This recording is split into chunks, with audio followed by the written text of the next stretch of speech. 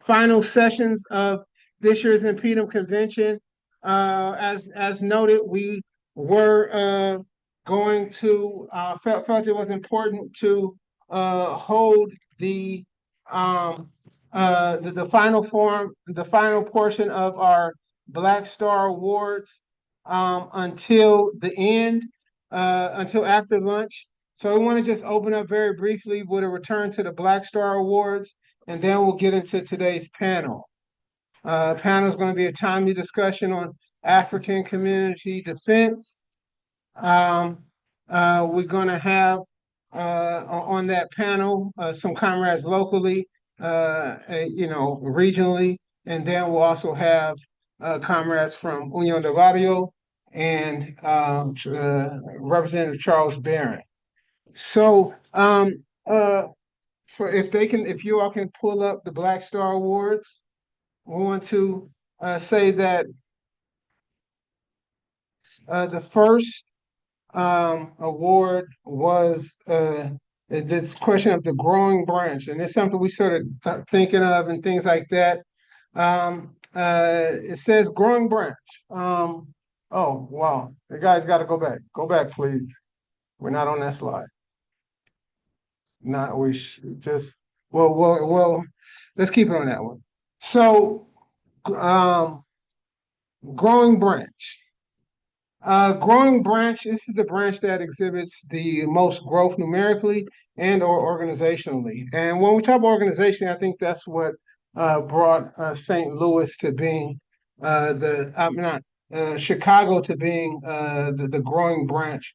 We know that Comrade Kabula exhibits the highest examples of what it really means to be an InPDUM member organizer. But I also think that the capacity to clone yourself, right?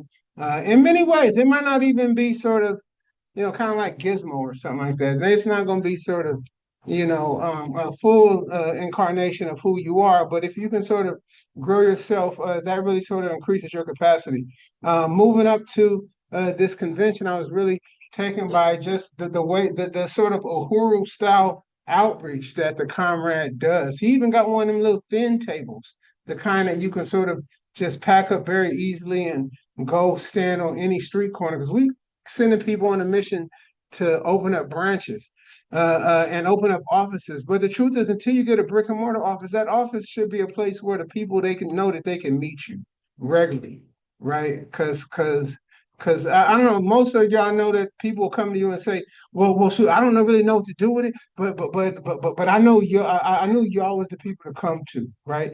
That's why it's important. That's why the work of Chicago is important, and the way through which Comrade Kabula has been able to multiply himself with comrades. You got comrade like Comrade Jerome Sims, who can probably you just tell him the date of a spear, and he can tell you what was published in that article. I mean, it's pretty remarkable. Comrade Maurice, Comrade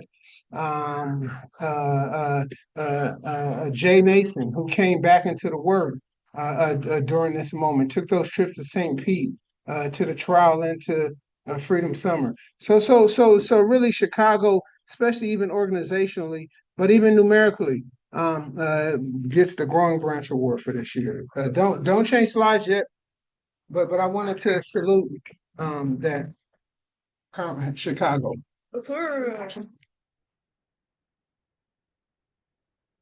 That leaves us with the question of branch of the year, right? And there was a lot of deliberation around this with the committee around branch of the year, and we settled on. We just switched to a St. Louis. So we settled on St. Louis. So Uhuru.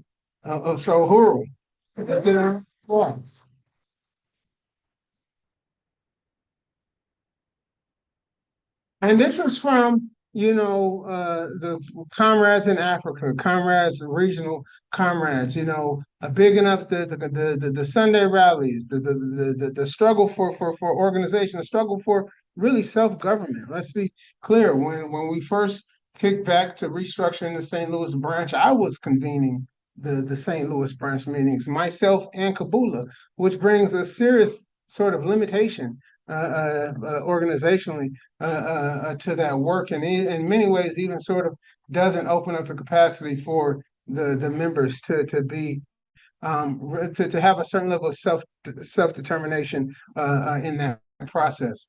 Um, and and so I really just myself, even the praises of the work coming from Director Tafari out of the work that's being done in St. Louis, and it radiating throughout the Uhuru movement. I think we saw the effects of it, the way to which InPDUM was able to increase the capacity of the Uhuru movement in response to the hurricane. The way in which InPDUMs, like I said, the local Sunday rallies, the way through which they have been a source to bring other people into political organization. And also people, there was an African woman recently whose son is getting screwed over by the injustice system, and she called, and she just knew that, sort of like I said once again, we were the people, and she comes to the InPDUM Sunday rallies, and she was thrilled to know that Westbrook was the person that was going to be behind the struggle and behind her family. So to me that really speaks towards the work of the International People's Democratic Movement here in St. Louis. So round of applause. So a rep from St. Louis can come get this. And then that leads us, and that leaves us with the Comrade of the Year. I don't know if Tafari is on, but this is another person that was came through unanimous in the work that he's been doing for as long as I knew him. It's like I said, it's like having a brother that you never met in person, but you forget that you never met in person because you worked so diligently with them comrades. And that's Comrade Sekele Mkonza. And so Comrade Sekele Mkonza in Mpumalanga, South Africa, has been awarded the Comrade of the Year for 2024, 2025. And we saw the South African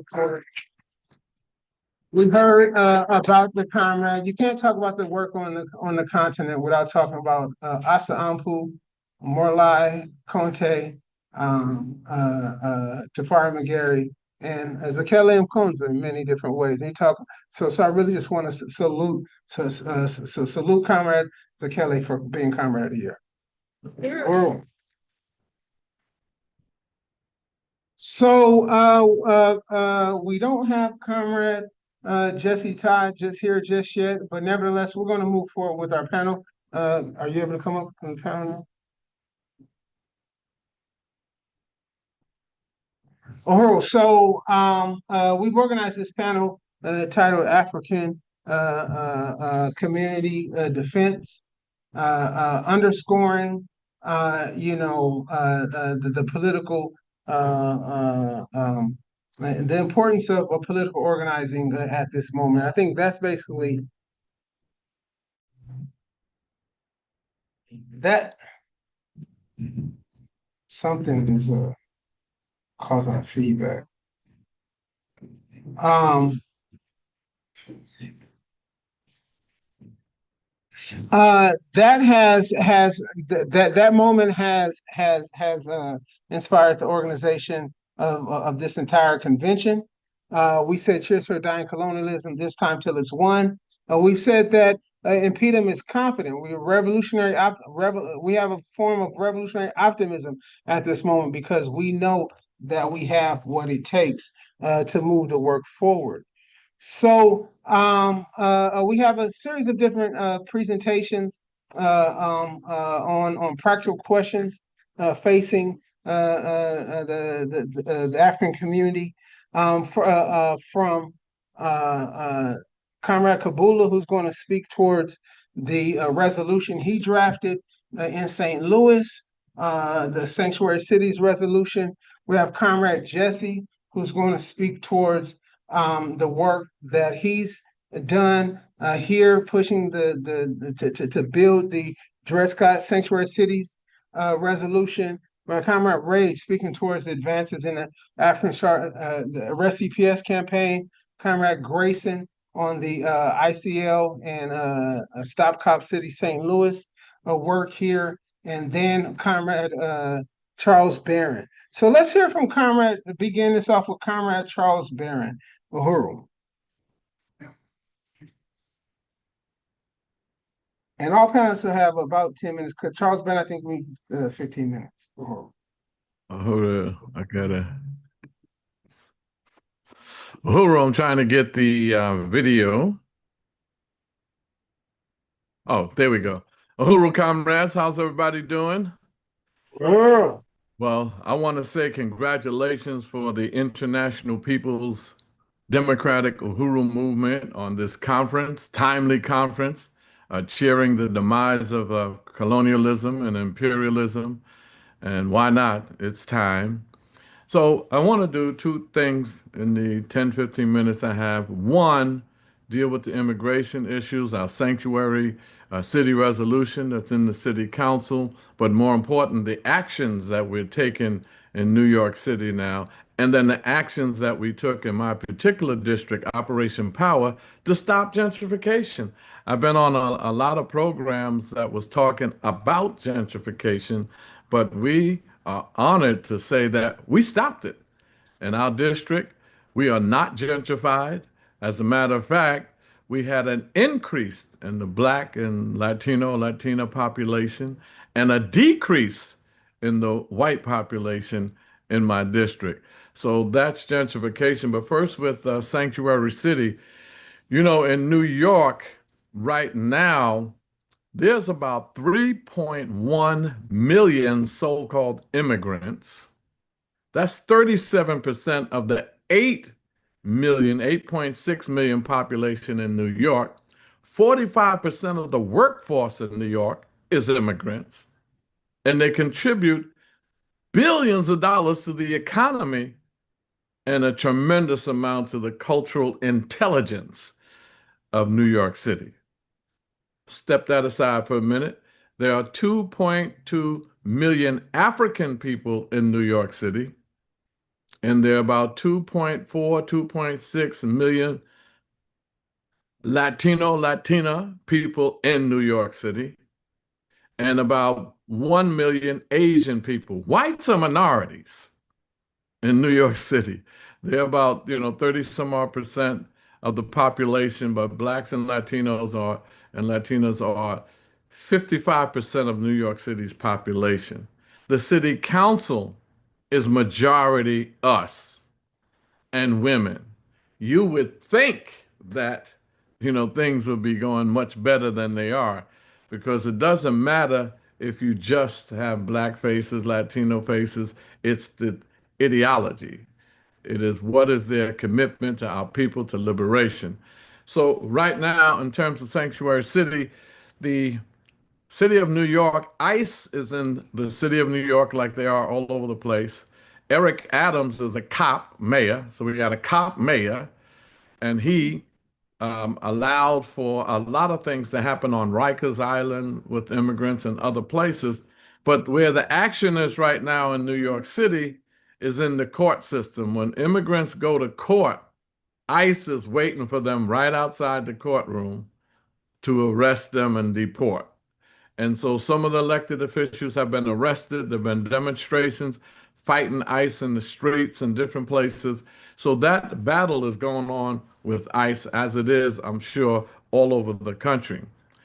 In addition to that, as far as gentrification is concerned, it's a shame. It's a damn shame that the local elected officials in New York City allow for gentrification to go down in our communities when the city council has the power to stop it.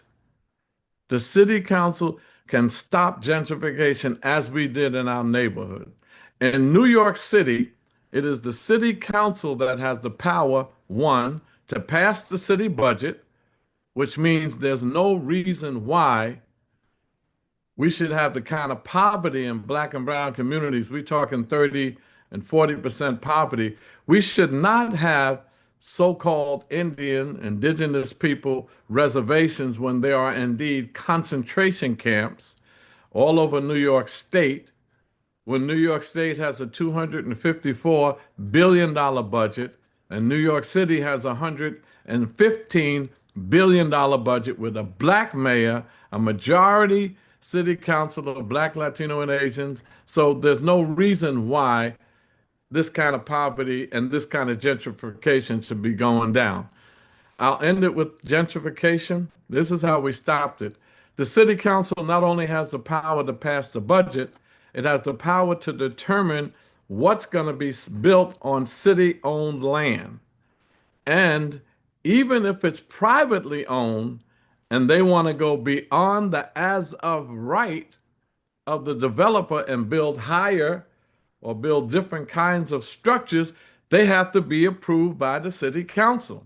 And there's a thing that we call council deference.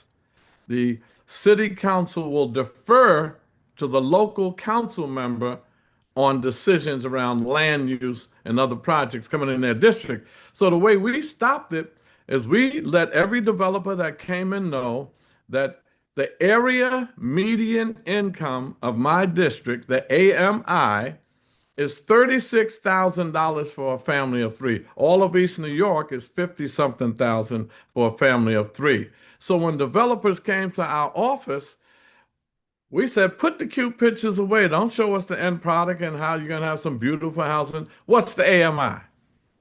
What is the income requirement? And they didn't know what my community, my district AMI was. They only knew that HUD said 80% of New York metropolitan area AMI is affordable. Well, the metropolitan area AMI of New York City is $145,000 for a family of three. 80% of that is $116,000 for a family of three. 60% of that is $93,000 for a family of three. So if you use those numbers, you're gentrifying us because my local AMI is 36 to 50,000.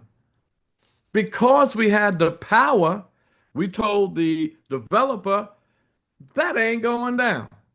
This is what the project is going to be, or else we'll kill it in committee. And all we had to do to stop gentrification or stop a project, didn't have to demonstrate, didn't have to have a press conference, call up the chair of the committee. We don't want that project. And the 7 members of that zoning committee will kill the project. Every Negro politician, every neo-colonial black puppet, sellout, sycophant politician could have done that in New York City, and they would not have been gentrified. And I dare to say, and I can't say it for sure, it's like that all over the country because they're putting neo-colonial black puppets in the Democratic Party to gentrify our neighborhoods. You all remember that Washington, D.C. used to be called Chocolate City, 80% black, African. Now it's called Marshmallow City because they lost so much, they're down to 40 some odd percent black. Atlanta used to be called the Black Mecca. It used to be 70, 80%. Now they're down to 40 something percent. And they do this with black mayors and majority black city councils that have the power to make these decisions. So we feel good that in my East New York district, I came in there in 2002. It was 66% black and 23% Latino, Latina, Latinx. I don't know what's the proper term, but it was 23% that, 90% us.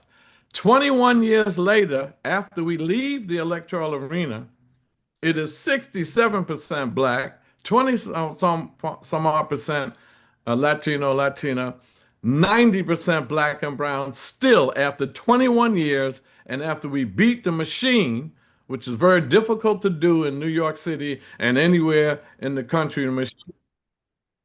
The machine is the Democratic Party in each black community that controls the local politics. There are lawyers, real estate money, Wall Street money, Jewish money, AIPAC money, all of that. That's what you have to go up against and beat. And we beat them for 21 years. Inez Barron, my queen, who's has some other responsibilities, she took the assembly seat. I took the city council seat. When I was term limited out of the city council, she ran for my seat, and then I ran for her seat. So we rocked them.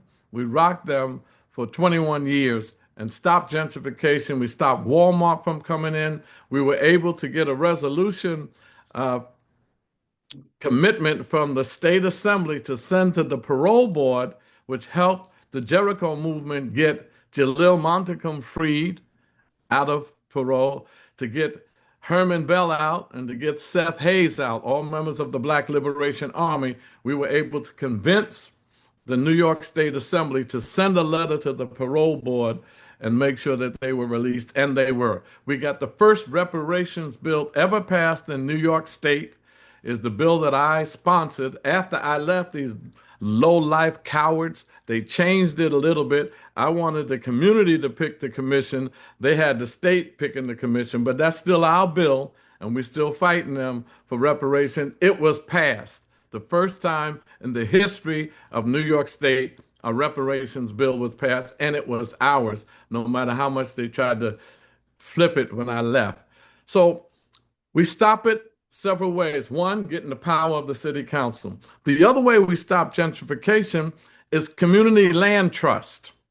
In our East New York community, we made sure that some of the city budget went to community land trust. So just like you give these rich white developers land for $1 in New York, and sometimes dirt cheap, and then you give them subsidies on top of that, when developers come into my office and say, well, Baron, if we do your numbers, I won't be able to make no money. I said, good. I'm not here for you to make any damn money. I don't work for you. I work for the people. And then he said, but if I make it as affordable as you want it, because after I get the income requirement in, then I said, wait, before I sign on, what's the rent gonna be? You ain't doing no studio apartment for $1,500, $2,500 for a studio. As a matter of fact, of the 120 apartments, you have 80 studios. That ain't happening.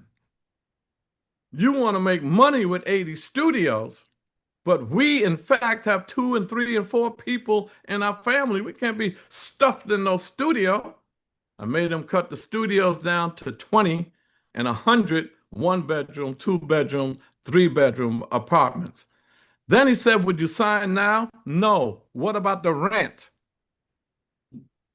We ain't doing those studios for $1,500. We're doing studios for $500 a month. A 1-bedroom from $700 to $900 a month. A 2-bedroom from $1,100 a month, and a 3-bedroom for $1,400. You can't find that nowhere in New York City. Well, I have some college students that are renting a room for $800 a month. A room.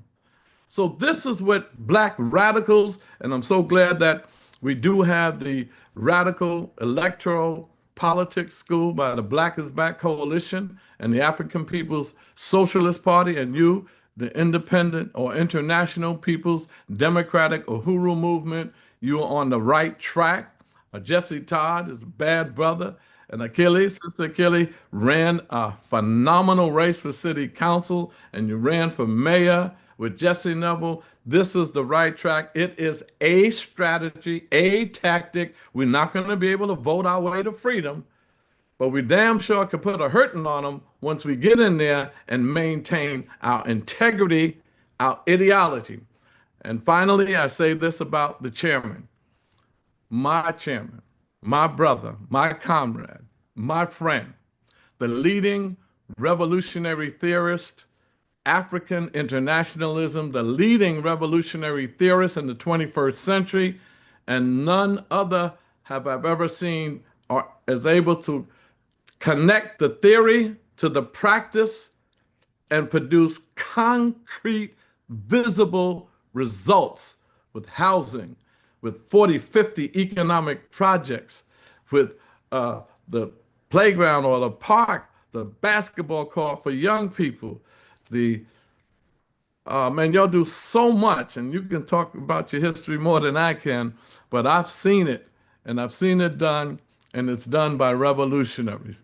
So I say, right on, forward ever, for the Uhuru Movement, free the Uhuru 3, even for that bogus uh, appeal. We're going to win that too. I was glad to be in the court with y'all to have that victory. And now we'll just be waiting to celebrate the victory when we overturn that bogus political decision or court decision. Thank you very much. And to Sister Ona, Sister Inez Barron, and myself, we love you and we appreciate your commitment to the economic development of a revolutionary movement.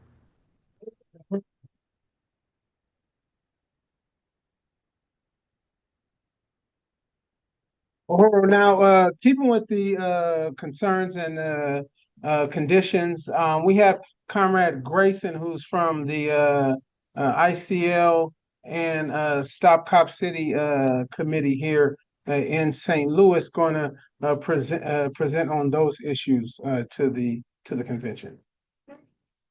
Thank you, Uhuru. Hi, thank you for having me today. Like you said, I'm Grayson. I'm an independent researcher and organizer here in St. Louis. I'm working with ICL out of STL.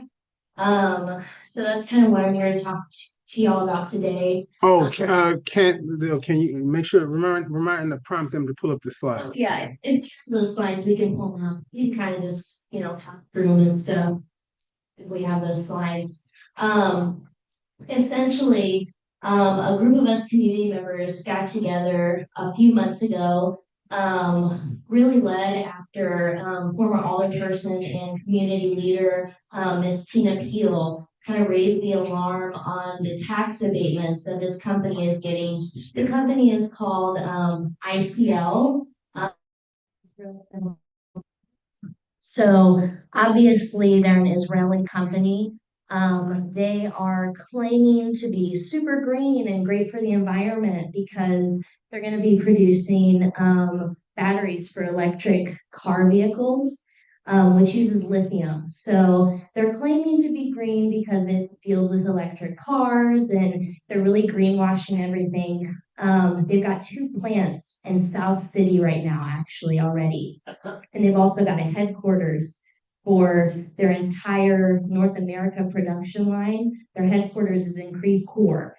So they are trying to build their 3rd St. Louis facility here in Northside, about a mile away from the O'Fallon Rec Center and within a mile of community houses and neighborhoods. Like I said, they're greenwashing, but what they don't want people to know is how dangerous the actual lithium production itself is. So not only is the mining dangerous, the lithium mining, which extracts resources from communities all over the world, it really extracts the water, it kills the environment. It does, similar things to what we're seeing these data centers do. And then the actual lithium processing that they do here in St. Louis is really toxic to the environment. The EPA's actually found like high-risk cancer toxins already at their current South City facility. And the thing that they really don't want people to know is that they are in a contract with the United States Department of Defense to produce white phosphorus, and they have been sending it to Pine Bluff, Arkansas, where it is then being sent to the Israeli Defense Forces, and it has been used on civilians in Gaza and Lebanon already. We've already identified, artillery shells of the white phosphorus that have the ID codes, so we know that white phosphorus that was made here in the city has been used on civilians there. So obviously they really don't want that getting out because that's not helpful to the community here at all. And the toxins that this facility is going to be releasing, they don't even want us to know. We put in a sunshine request actually to try and see what specific chemicals are being released, and we got back sheets of black paper that were all redactions, like the full pages were just redactions.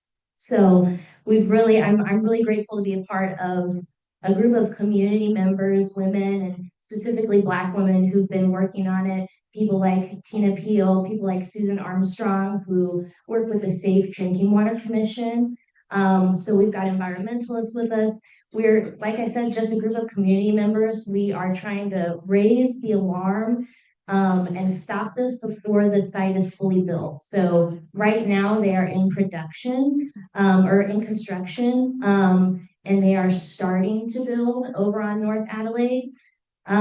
We're really trying to raise the alarm and get the community in an uproar like they were about St. Charles, and get this stopped before it's actually, constructed, before it actually does damage here. This area also has the highest asthma rate, and we know that what they're going to be releasing into the air is going to worsen that. We really don't know what all they will end up making out of this facility, but they're claiming that it's going to be the largest of its kind in North America. And obviously we know why they're putting it over here.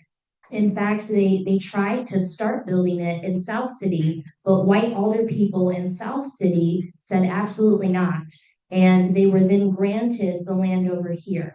And they're not only being helped out on a local level, because we've estimated about at least $11 million in tax abatements from our local level. They're also getting over 200 million from a federal level to build this facility. So we obviously would really prefer to see that go to the community, especially after this year and what the community's endured environmentally. We don't see a reason for this to be here at all, and it's clearly a colonial imposition.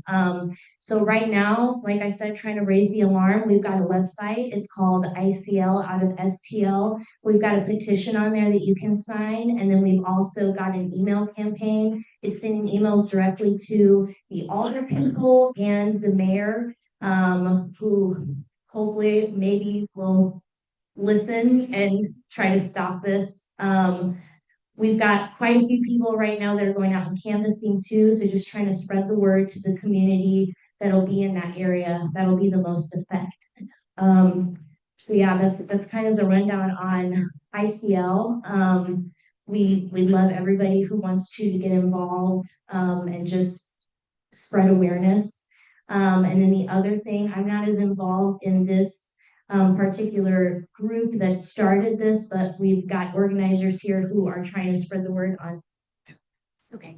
on Stop Cop City, and just, make sure the community is aware that the city is trying to build, you've heard of obviously the Atlanta Cop City, same situation here. I'm sure a lot of you are aware already, and they've already been passing it through all of the committee boards. So there's, it's just one thing to make sure everyone's aware of, that we've got our eye out on. Just trying to keep that out of the community and keep it safe, because they're just making it more and more of a hub for militarization against the community, especially with this Israeli company right next to people's houses and whatnot. So yeah, thank you for having me here. Yeah.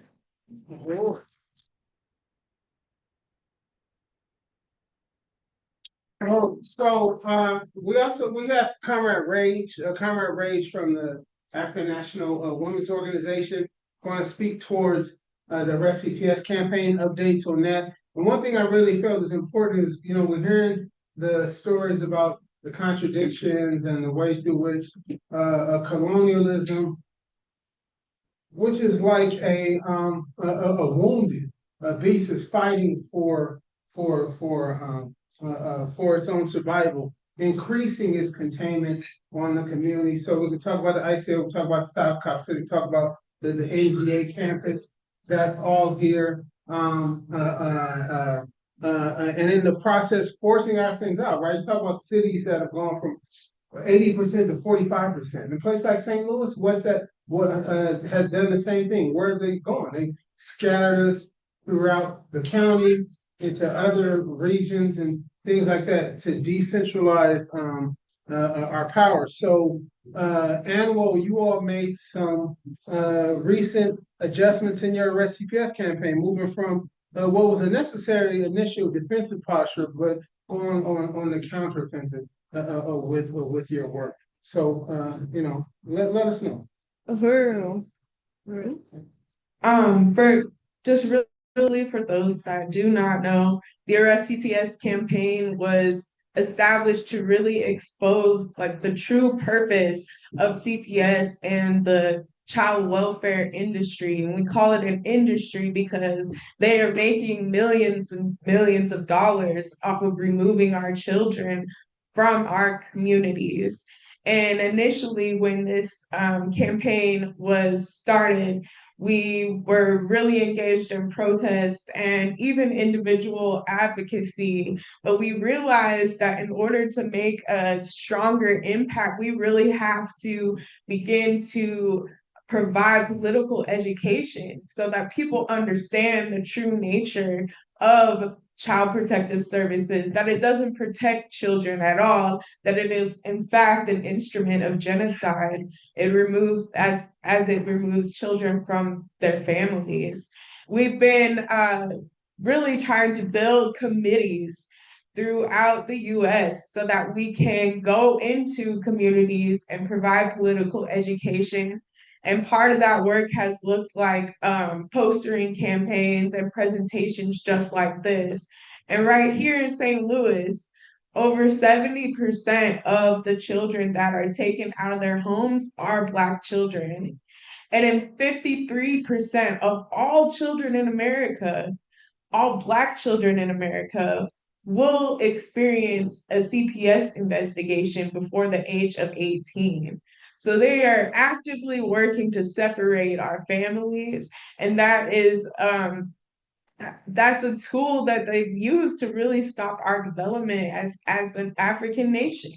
So by building these committees, we can really begin to have a force that can stand up and stop these outsiders from coming in and taking apart our families.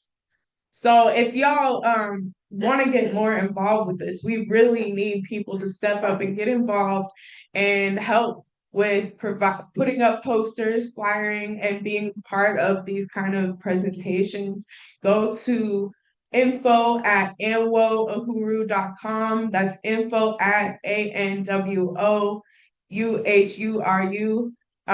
.org, excuse me, and get involved in your city with putting this information out there. CPS does not protect families, it destroys families. And right before we went on break, Comrade Sophia mentioned that here in St. Louis, families who've been impacted by the tornado are at risk of losing their kids. People are taking these children saying that the homes that they live in are unfit. And it has nothing to do with anything that their parents, their mothers, their fathers, their caregivers have done. What can you do about a tornado destroying your home? Why is that a reason that you should lose your child?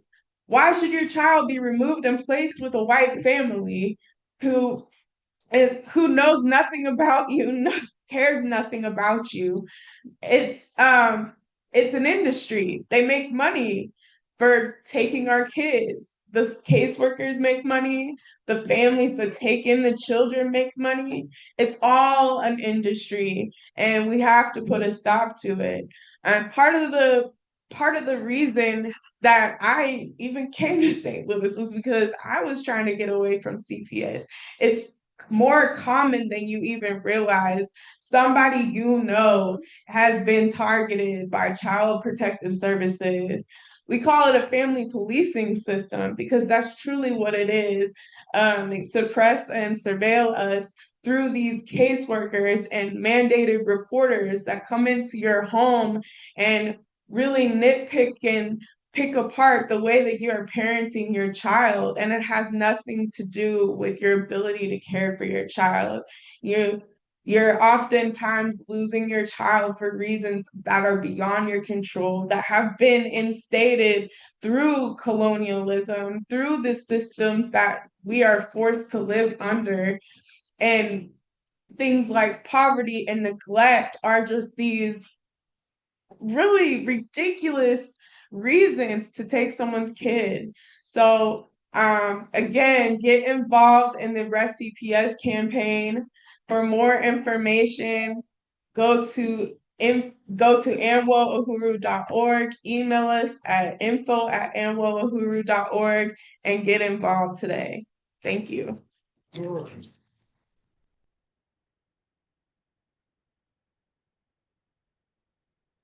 Uhuru. Uhuru, fist up. Right back. Fist up. Right back. Uhuru. So now I'm going to call up Comrade Fernanda from Unión del Barrio. This spring, you know, we saw U.S. President Donald J. Trump unleash an assault on the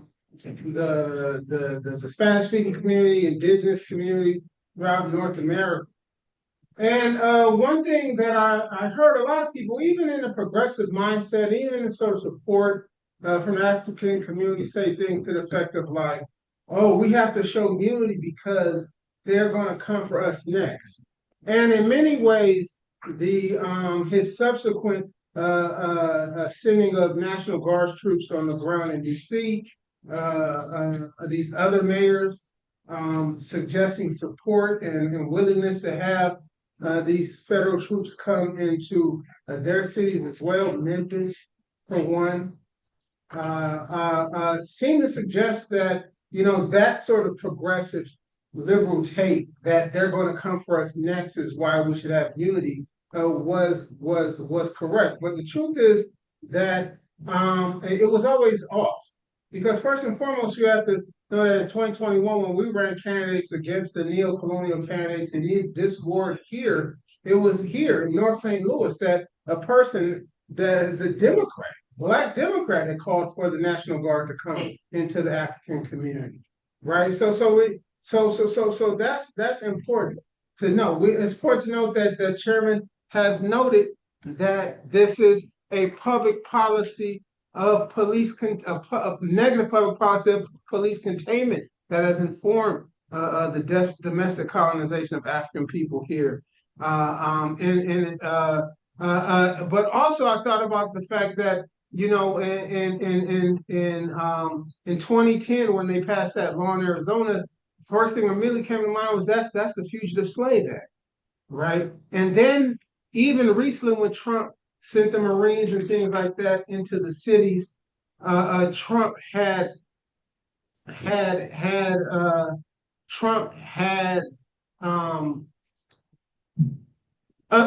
suggested that what he did was legal because of the fact that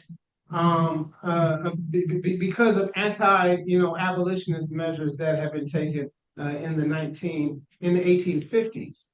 So the point for me there is not that the reason why we have unity is they're going to come for us soon. They've been coming us for 600 years, right? And that's the basis for these attacks. So we're going to learn from Unión del Barrio how they have responded to this, especially in the process of building the community defense committees that they are organizing in Los Angeles, in California right now and elsewhere. All right, just checking that my mic is on. Yes. Awesome. And we are able to see, I kind of see in the back in the TV that slides are going on. Thank you all. Thank you for the invitation. Thanks to Charles Barron and everybody else. I didn't get their full names, but thank you all for sharing your work. Thank you for the invitation. I am humbled, honestly, to be part of this panel. I have been following a lot of the work that comes out of St. Louis as a model of what we could create here. So I am really appreciative of all the work that that comes out of InPDUM and out of the APSP. Y'all are really at the forefront of the Black struggle, and y'all have been a big part of my own personal political development. So I'm really thankful to be here. My name is Fernanda. I'm a militante of Unión del Barrio. I'm a teacher by profession. But today I'm sharing a little bit about the community patrols.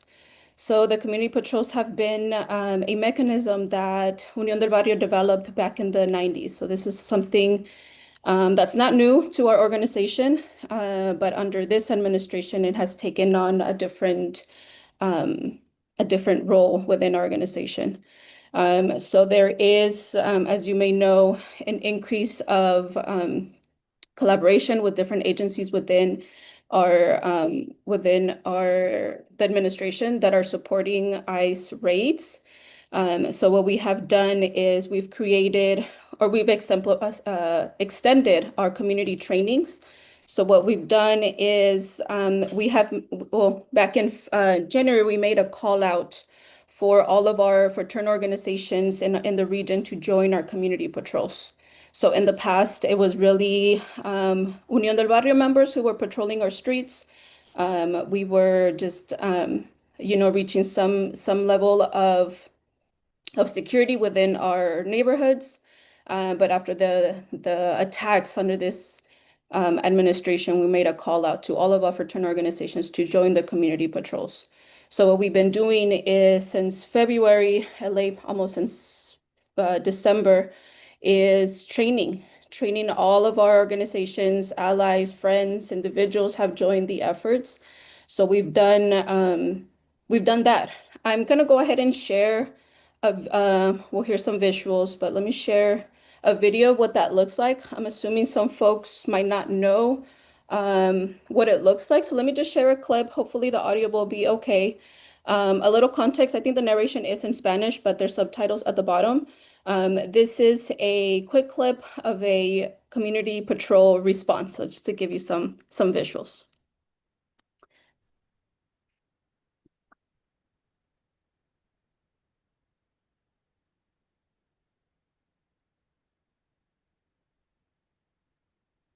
Tenemos la amiga. Anuncia que tenemos la amiga.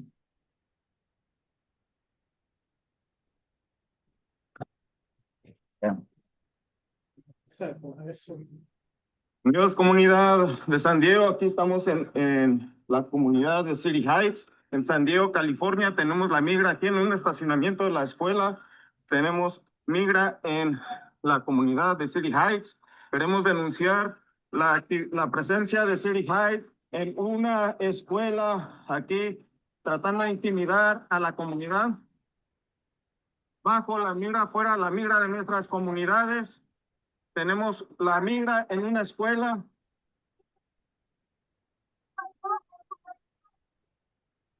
Tenemos este otro vehículo. Migra fuera de nuestros barrios. Aquí se ven los indicadores ahí para que puedan ver que sí son agentes de la migra, que queremos ICE fuera de nuestros barrios.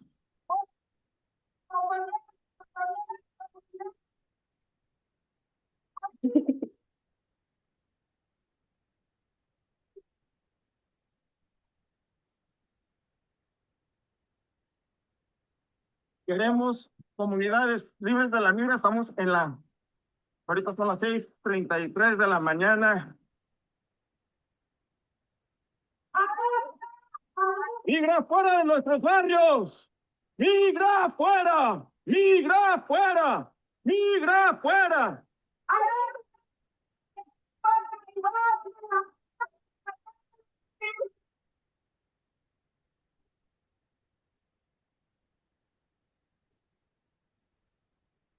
So I'll cut it there. So this is a example of what the community patrols look like. To provide a little bit more context of the video, there was already, the community patrols were out in City Heights, one of our neighborhoods in San Diego. We receive a call that there's suspicious cars parked in the school nearby.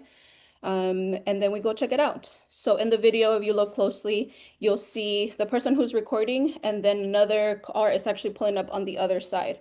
So that's part of the framework that we are using, we're all volunteers. We're all using our vehicles to patrol our communities, and there's communication between both cars, all the units that are patrolling. They called up what location it was at, both showed up. started announcing, right? So they're on the live, on our UDB live. One of them is on the UDB live on their phone. The other person is on the megaphone, alerting the community. As you see through the video, if you would take a closer look, a lot of the community comes out. They're either hearing it right through the megaphone, or they're seeing it through our broadcast, through our social media. So that is one way that we've gotten the community engaged, to come out and support the work. But a more structured, more organized way has been through the Community Self-Defense Coalition. So the last 9 months, we've been doing trainings. We've done trainings all over California. We've been framing for trainings for teachers, parents. We've been doing online trainings, really just getting our community involved, getting our community educated. We've shifted our Know Your Rights trainings, which is what we started with, to Know Your Rights trainings to Defend Your Rights trainings. The way that this administration is functioning is extremely violent, extremely vile, racist, undisciplined. So we really got to make that shift within our community to be able to have the tools and the skills to resist in a way that's disciplined, in a way that is not going to put our community members in danger, but that really teaches our community to be able to defend themselves through a strategic manner. At the same time, developing the political conscious framework behind the community patrols, right? As Unión del Barrio, we denounced these racist colonial laws that dehumanize our immigrant community, that criminalize migrant workers. So the framework within the community patrols is really to take the land back, right? When we talk about land acknowledgements, it's not just a statement that we say before our events or within ourselves, but it's really about reclaiming the streets, making the streets safe for our children. That interaction was actually in a school, right? So they're invading our schools, our churches, or going to hospitals. So the community patrols is really about creating a framework that fights back. The pictures here are out of LA. LA has really been the epitome of what is to come. October 1st, Biden administration will receive the billions of dollars to fund this type of work. So what we're seeing in LA is what is going to be spreading throughout the country. So I think it's really important for us to be engaged. I know some of the other comrades were mentioning COP cities, right? Under this bill, ICE is going to become like the ultimate law enforcement force.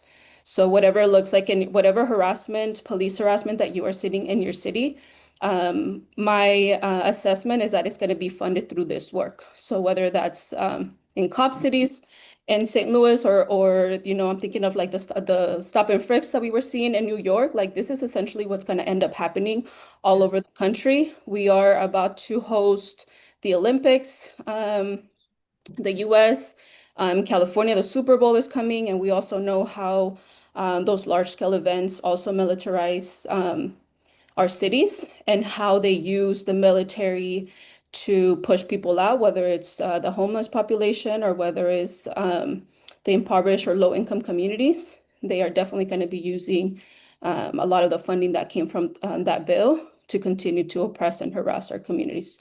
So the call for the community is to join our efforts, and then in whatever capacity it looks like in your city, right? So this is the work that's been coming out of the southern region in California, but again, we've been moving up north and presenting the work throughout the state with the goal that it spreads eastward. Chicago has already been organizing. We've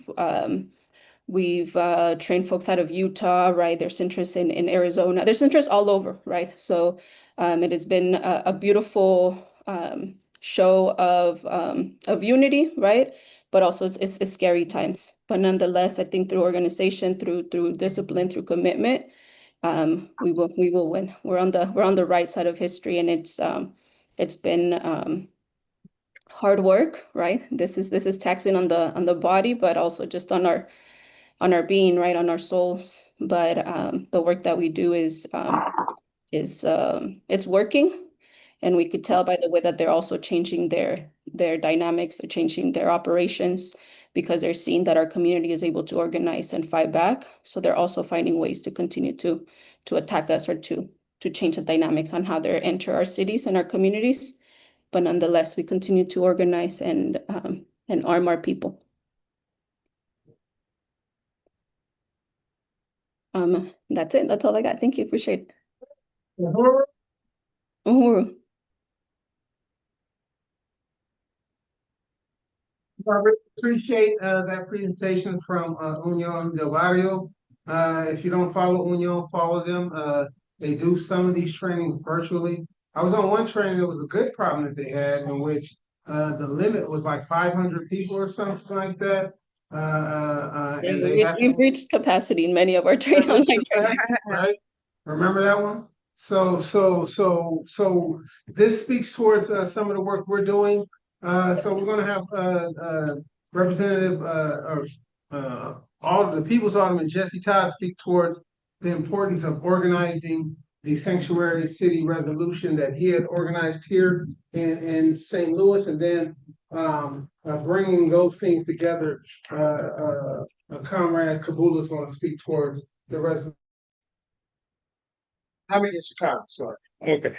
The importance of the Dred Scott City of Refuge resolution for the city of St. Louis, the most important part, all parts of it is important. But when we look at the constitutional violations that the African People's Socialist Party, the InPDUM, the African Solidarity Committee, and the Uhuru Solidarity Movement, the violations we saw were just totally out of step with the Constitution. And we need to, I know the Constitution wasn't written for us, but we need to use that instrument, and we've always used it to our advantage. And so, for example, when we talk about the First Amendment, when we talk about freedom of speech, for example, just talking, they say it's a conspiracy. For example, if the appeal that is going on now, which is the First Amendment. Then we talk about the freedom of the press.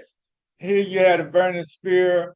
They picked out things in the burning spear, and then the different books that the chairman and Chairwoman Hess have written. Then petitions, which the First Amendment say that people have a right to to put out petitions, but then they pulled the petitions down and made it part of a case against the Uhuru 3, which is some of the examples of the Constitution being used against the people. And then when we skip to the 13th Amendment, they say that you're not supposed to be able to hold anyone who is not convicted of a crime. But what they did was even after the indictments were issued, they were holding people. They were holding some of them. I won't call names, but they were holding several members, kidnapped them, and had nothing to do, didn't have anything to do with the charges that were being leveled. And then then when we use the 14th Amendment, we talk about equal protection under the law. When they violate those rights, that is not an equal protection. But then the Dred Scott resolution, which had happened during Black History Month, was showing that it was given an example of they violated the rights then, and they violated them now. Even if we go all the way back to when chattel slavery ended, just the idea of the civil rights right before that we earned within this between 7 to 10-year period right after the enslavement. Right after that, then they passed Ferguson versus Pleasant versus Ferguson, and what happened is they just shut. How does that apply to the Constitution? Because we know that that isn't anything. I don't care what section of America we live in. When we compare apples to apples, blacks to white, any school, any hospital, any park, any way we pay taxes, it's not equal. But then then we move into the we move into even after we wouldn't have had a civil rights movement. When we talk about the civil rights movement, and when we talk about the Black Power movement, everything that we fought for actually were our birthrights, and that's what we were fighting for. And whether we go on to right after the civil rights movement, and we've always been under attack, whether that attack was chemical warfare, as we talked about, the crack cocaine.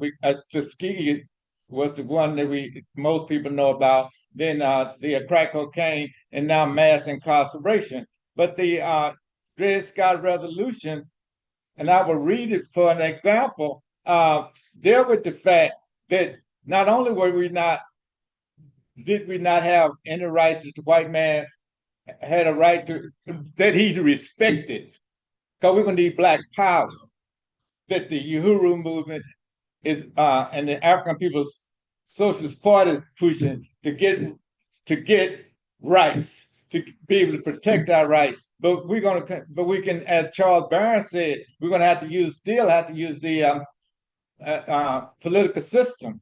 We're going to have to use the political system, which we're using. Best example, again, Charles Barron talked about the fact that when the Uhuru, for the first time in St. Louis, and I've been into politics since some forms of politics, political action, since I was in my teens. And when we ran and I was the alderman then when the Uhuru Movement and the African People's Socialist Party ran candidates with the content of independent content.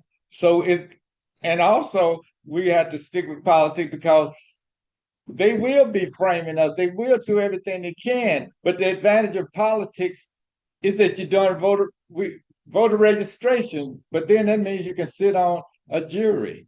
Because I remember reading when Huey got convicted, that was many years ago.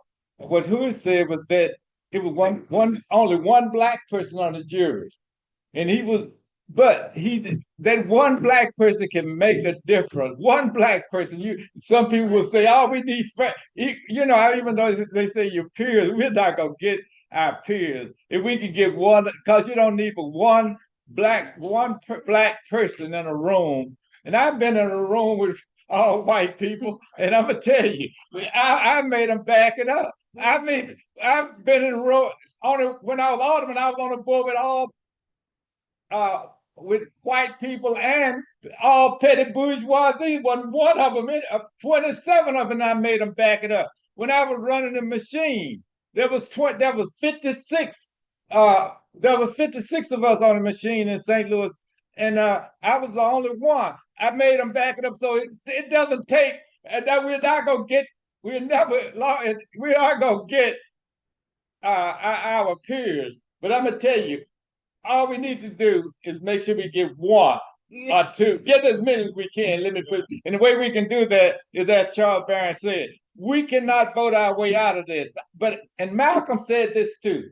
Malcolm's book said that he was talking about the UN. He was talking about the numbers that we had in the UN, and the UN is not going to get us out of it because we know that it's rigged, but we still have to use whatever tools are available to be used, which we've always used. Even when we were enslaved, we were property, but we were running away. So whenever you see some property running,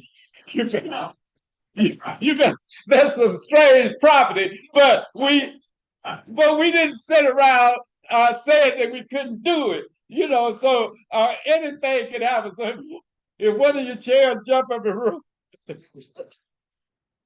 don't be surprised. But the point is that we have to use what we have to do is use whatever's available. But we have to. I can't emphasize it enough that politics, and most people disagree, because I know if I hadn't been elected over and over again in the 18th ward 6 times and for more than 25 years, I wouldn't believe in neither. I'm a retired school teacher by trade, so I'm not a career politician. My career is I'm an educator. But the point is, I did both. As this is what I did, because I understood in the classroom, I couldn't. It was political. So in order for me to make any more things happen, I had to get into politics too. So that's the reason. But what is the point? The point is we have to as Charles Barron said, and I can't emphasize it enough, that we have to make sure that we continue to be involved in electoral politics, as I said. And even Marcus Garvey was had the biggest organization that America has ever known. I was saying, people probably disagree now.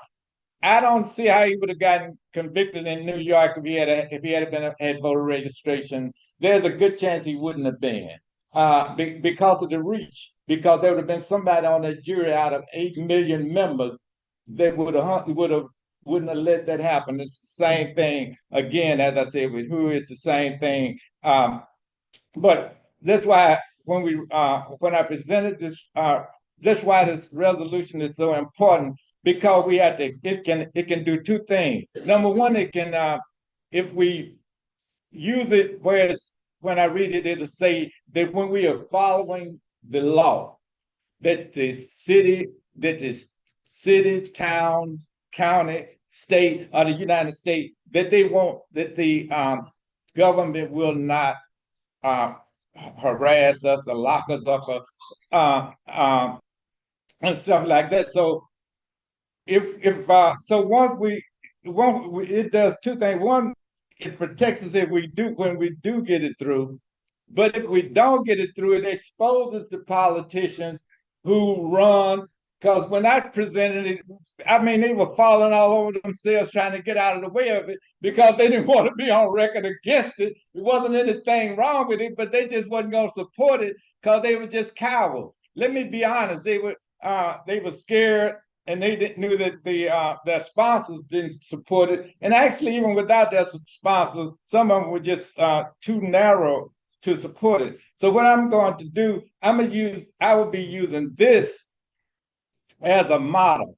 Keep in mind, if you use this Dred and Harriet Scott resolution, you need to tweak it for your area. Whatever you do in politics, you have to do it for your area, because I know in the 18th ward, we had 6 precincts. Each precinct was different. Each block is different. So, I mean, but you do it, this is a framework, but I will read it, and you're welcome, and anyone who hears it is welcome to use it, but it will be effective in, as I said, in making sure that we can keep our comrades as out of jail as much as possible, not getting harassed, and as well as exposing those misleaders so that we can place them whenever possible, and pressure them when possible too. So I'm gonna read this resolution. It's called the Dred Scott City of Refuge Resolution for the City of St. Louis, Missouri. Whereas Dred and Harriet Scott sought and were denied refuge from enslavement in the city of St. Louis in 1846, and were told they had no rights any white man had to respect. Whereas the city of St. Louis and its police department worked together with the FBI to conduct unjust, violent, military-style raids on homes and offices of the African People's Socialist Party and the Uhuru Movement on July 29, 2022. Whereas the military occupied the most impoverished neighborhood of St. Louis, threatening Uhuru Movement's programs, fighting gentrification, and building economic and political power in the Black working class communities.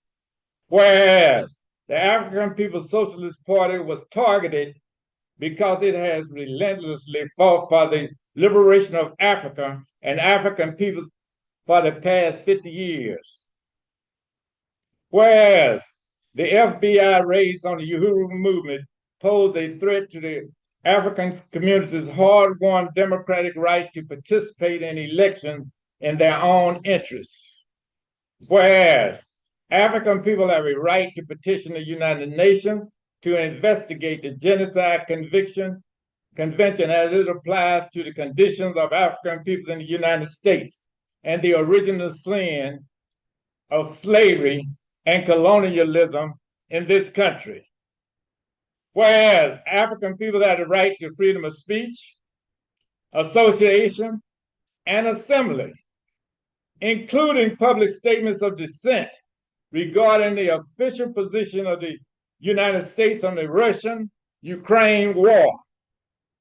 Whereas the city of St. Louis has consciously attacked and destroyed African communities over the years in order to promote business and prosperity for others. Whereas the city of St. Louis destroyed the thriving neighborhood of Mill Creek Valley, carried out Let It Rot program that kept resources from going to Black neighborhoods, and worked with the federal agents to dump toxic chemicals from rooftops of the public housing projects. Whereas the brutal conditions faced by African peoples in the United States continue today, where 1 in 3 African men born in the year 2000 will be in prison in his lifetime. Whereas in the United States, which has amongst the highest rates of maternal mortality in the industrialized countries, African women died during childbirth at a rate 3 times higher than that of white women, and in some states up to 7 times higher.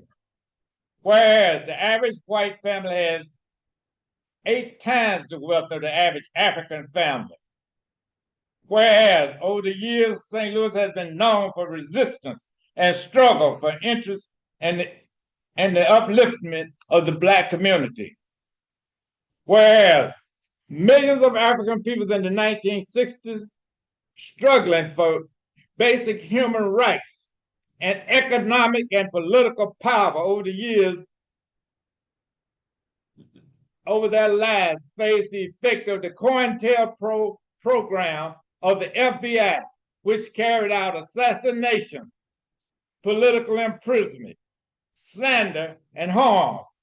Whereas Malcolm X, Fred Hampton, Martin Luther King, Marcus Garvey, along with W.E.B. Du Bois, James Baldwin, Aretha Franklin, Sam Cooke, and others, such as civil rights leader, worker Viola LaRusso, and the American Indian leader, Leonard Peltier, were targeted, threatened, surveilled, imprisoned, and assassinated by the FBI with the complicity of the local police departments.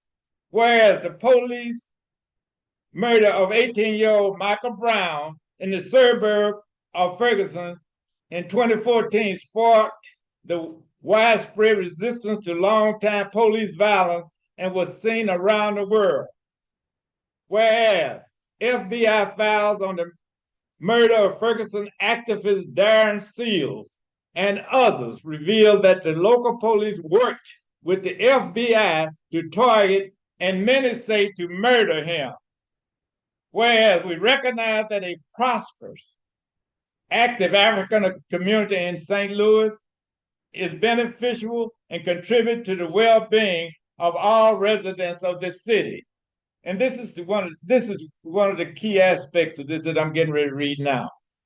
Therefore, be it resolved that the city of St. Louis will be a sanctuary city in which the St. Louis Police Department and city government will refuse to cooperate with the FBI and any federal agency to attack Black community organizers and members for charges stemming from work for the betterment and the upliftment of our community. St. Louis will become a city of refuge for African people struggling for social justice in solidarity with sanctuary programs for indigenous Mexican people, immigrants, and others seeking a safe haven to uplift their communities. Therefore, this resolution repudiates the denial of refuge for Dred and Harriet Scott and the ongoing notion that Black people have no rights which the white man is bound to respect. This resolution redeems the city's relationship to the African community, vindicate the blood-drenched struggles of African people for the democratic rights to vote, to create self-determination programs, to dissent against injustice, to exercise our right to the freedom of speech and political assembly, and to take our views before the United Nations. Uhuru, comrade, thank you all.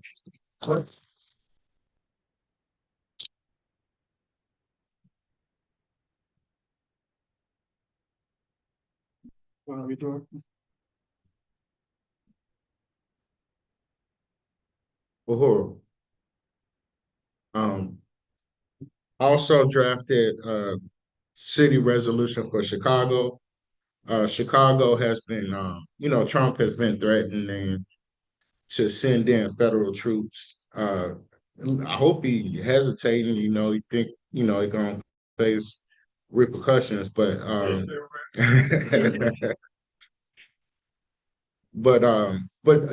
more than Trump, every politician called for the National Guard every summer.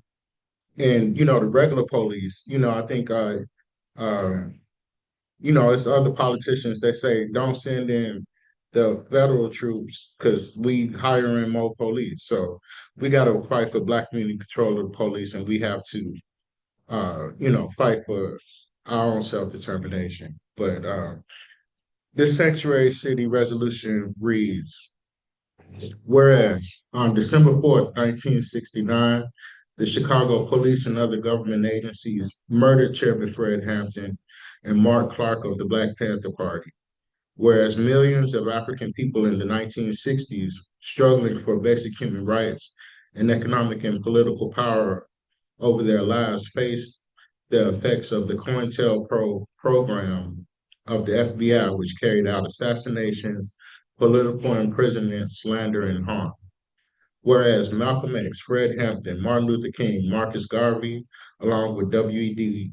Du Bois, James Baldwin, Aretha Franklin, Sam Cooke, and others such as civil rights worker Viola Luiso and American Indian leader Leonard Peltier were targeted, threatened, surveilled, imprisoned, and/or assassinated by the FBI with the complicity of the local police departments. Whereas African people have a right to petition the United Nations to investigate the Genocide Convention as it applies to the conditions of African people in the U.S. and the original sin of slavery and colonialism in this country. Whereas the African People's Socialist Party was targeted because it has relentlessly fought for the liberation of Africa and African people for the past 50 years. Whereas the FBI raids on the Uhuru Movement posed a threat to the African community's hard-won democratic right to participate in elections in their own interests.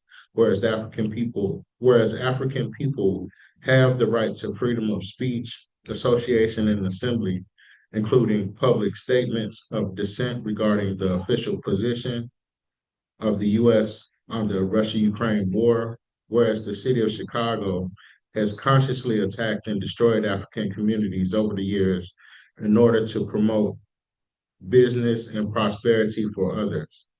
Whereas the brutal conditions faced by African people in the U.S. continue today, where 1 in 3 African men born in the year 2000 will be imprisoned in his lifetime. Whereas in the United States, which has among the highest rates of maternal mortality in quote unquote industrialized countries, African women die during childbirth at a rate 3 times higher than that of a white woman, and in some states up to 7 times higher. Whereas the average white family has 8 times the wealth of the average African family, whereas over the years, Chicago has been known for resistance and struggle for the interest and upliftment of the Black community. Whereas the police murder of 17-year-old Laquan McDonald in 2014 sparked widespread resistance to longstanding police violence and was seen around the world. 16 shots in the cover-up was the chant by protesters that described how the Chicago police and city tried to cover up the crime. Whereas the Trump administration and other politicians advocate sending the National Guard to police the African community of many cities, Whereas we recognize that a prosperous, active African community of Chicago is beneficial and contributes to the well-being of all residents of this city. Therefore, be it resolved that the city of Chicago will be a sanctuary city in which the Chicago Police Department and city government will refuse to cooperate with the FBI and any federal agency to attack Black community organizers and members for charges stemming from work for the betterment of and upliftment of their community. Chicago will become a city of refuge for African people struggling for social justice in solidarity with sanctuary programs for indigenous, Mexican people, immigrants, and others seeking a safe haven to uplift their communities. This resolution redeems the city's relationship to the African community, vindicates the blood-drenched struggles of African people for the democratic right to vote, to create self-determination programs, to dissent against injustice, to exercise our right to freedom of speech and political assembly, and to take our views before the United Nations. Okay.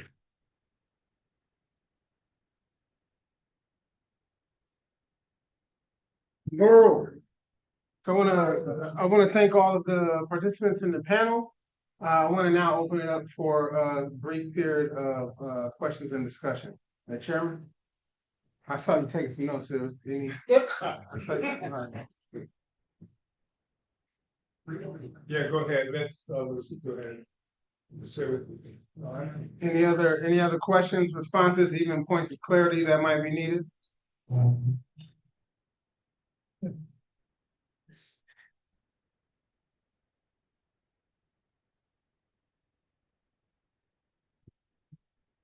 Uhuru tolerance. I want to kind of speak to something you had said earlier about the foster care system. Yeah. And I actually am a certified foster care parent, even though I never had any kids.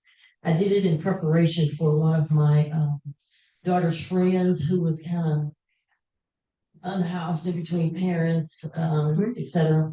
And she ended up being able to be reunited with her parent as a result.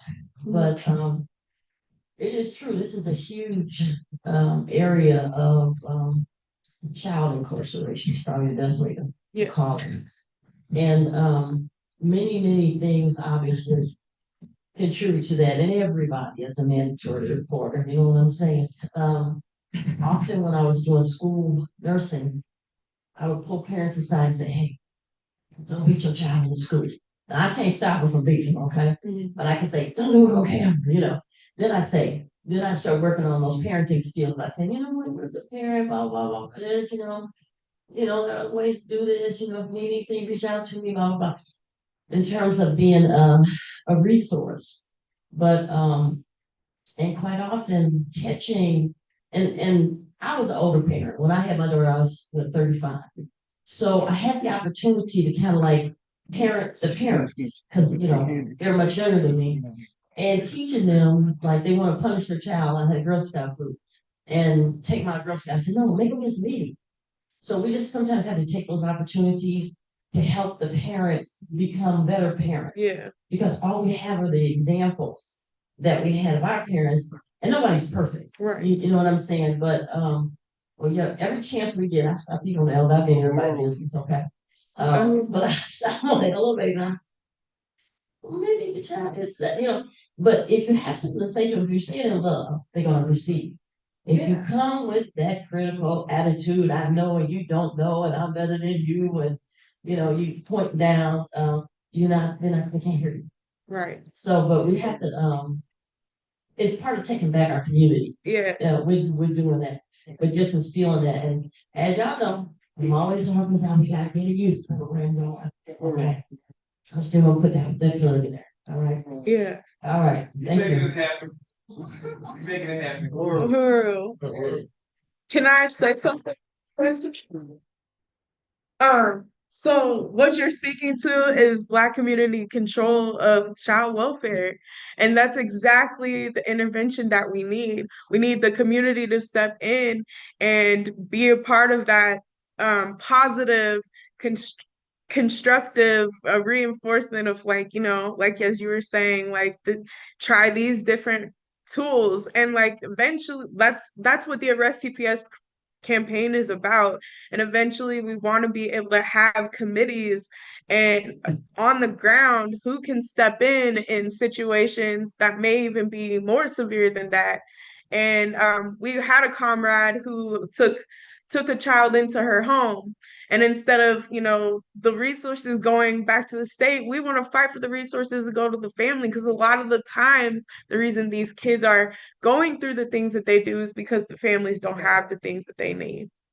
But if you want to say, Thank you. the programs are designed, they'll say, oh, we send food home on the weekend, we're so good. We send food home on the weekend for the child.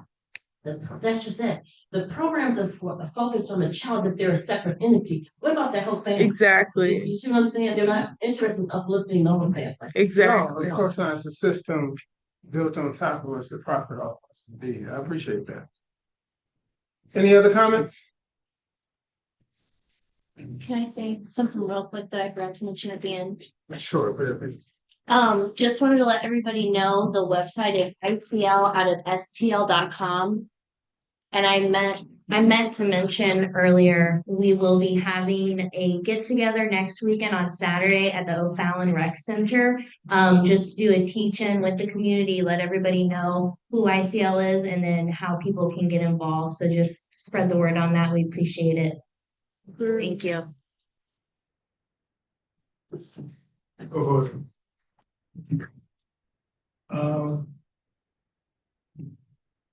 One thing I want to say is that we cannot concede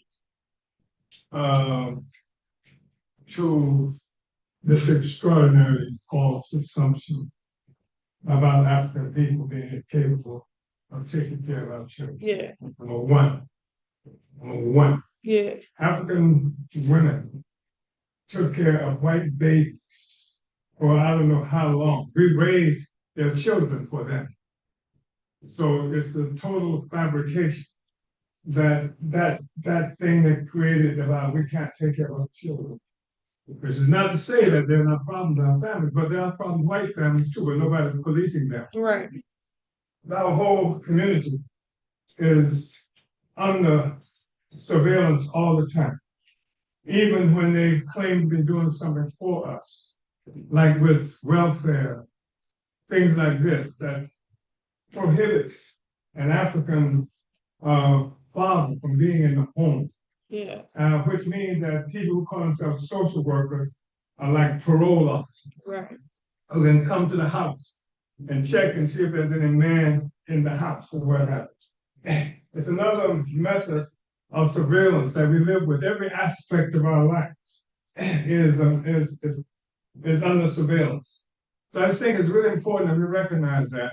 And even as we have to tussle with them and do some of the things that's been suggested, that we have to train our community, teach our community to be a part of dismissing the arrogance of an entity that's invaded territory, killed as many of the inhabitants of the territory as possible, including children and women and what have you, etc. And just say that, and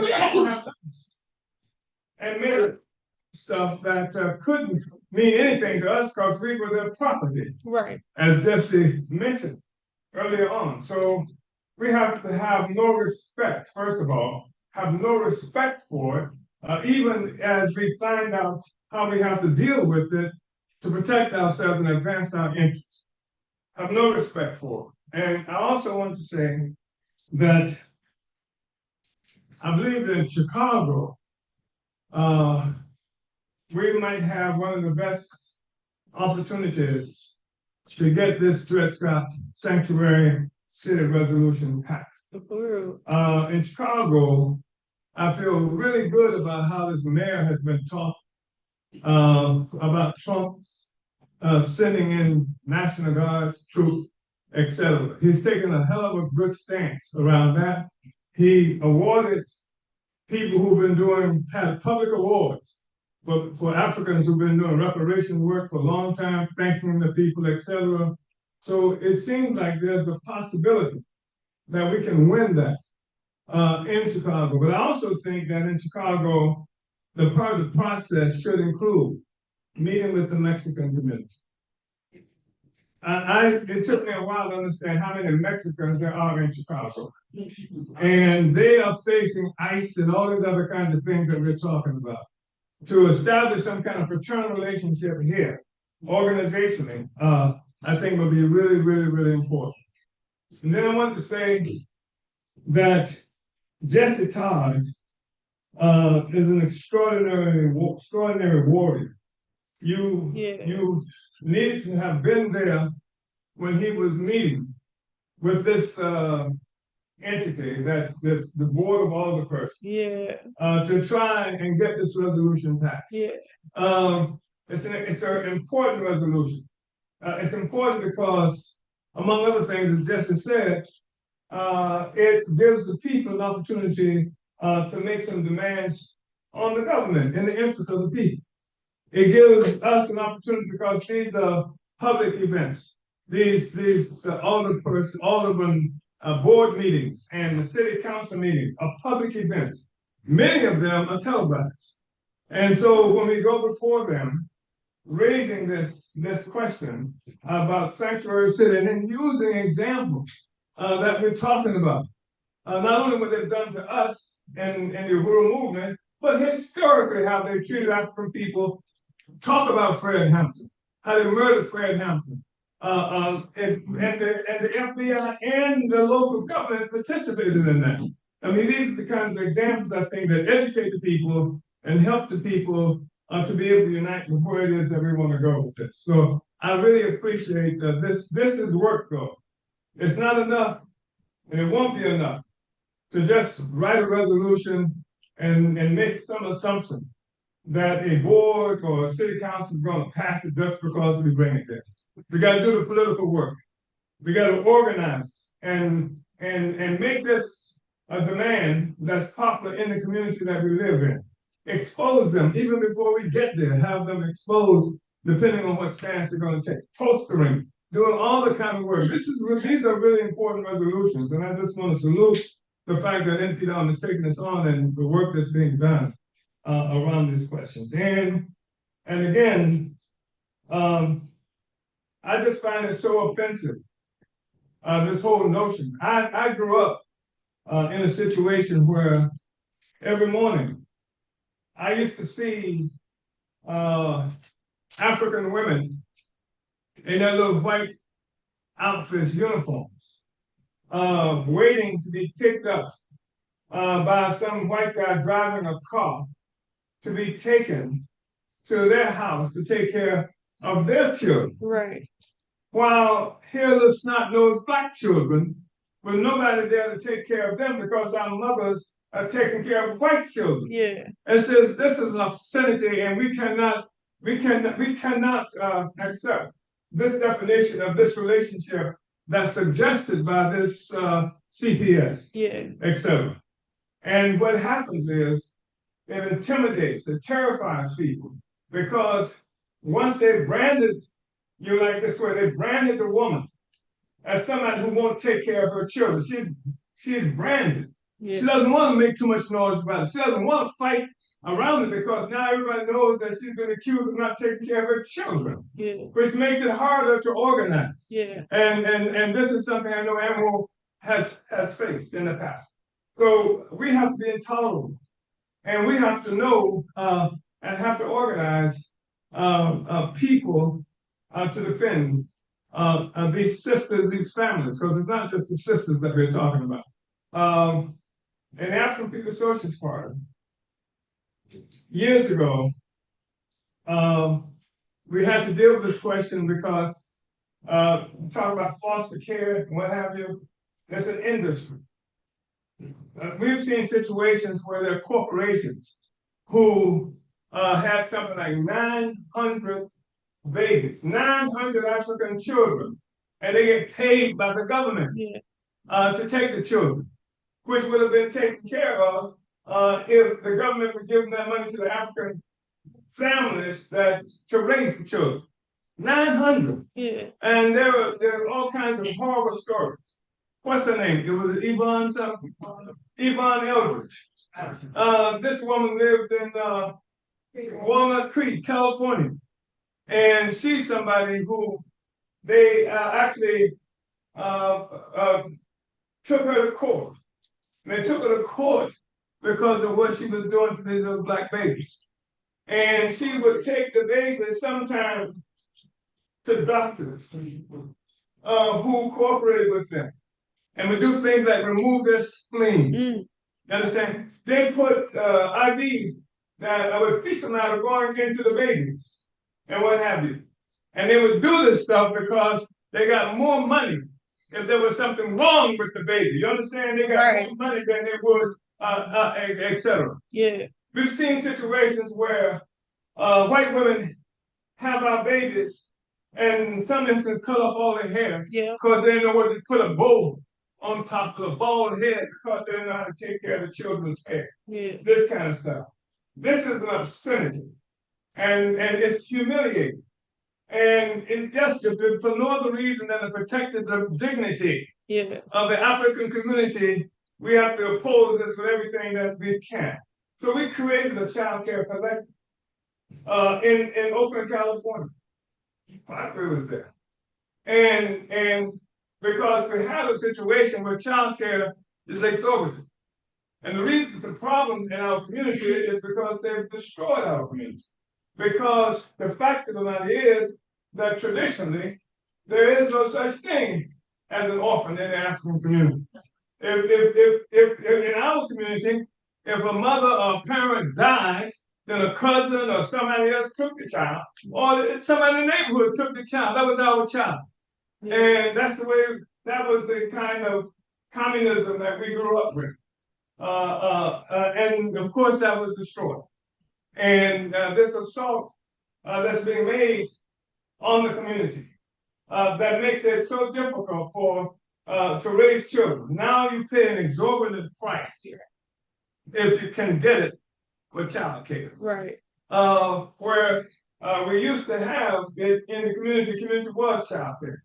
And so I just wanted to say that we had a child care collective.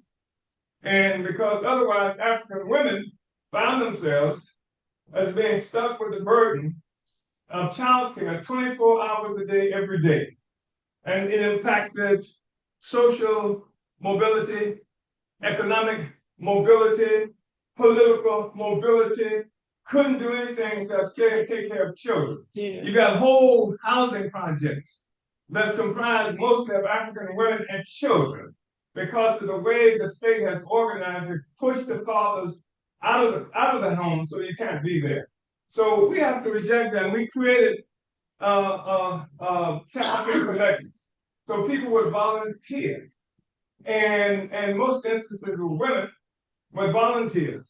And so that a single woman wouldn't have to have a responsibility all the time for the children. That they would take parts in shifts. And this group would take care of the children on this day. And that was from babies who were diapers all the way up to and children who look at you. I'm not talking about you. up into older children. And we didn't just do that. We raised resources. We fed the children. We educated the children. We created a free healthcare system. We worked on that, where the children had access to healthcare because we organized it in the community. That's when we stop being beggars and take responsibility for it ourselves. Of course, they've made it so complicated now because it's hard to even do that. Because you got to get a license now if we're going to come together and take care of our own children or whatever. And it's the thing that we have to fight for. My basic point is that we cannot accept the the definitions of our relationship with our children implicit in this thing that they call, what is it? CPS Child Protective services. And to protect the child from the police. Yeah. Protect the child from the colonial system. Yeah. And that's what we have to do. So, Uhuru. Uhuru, Chairman.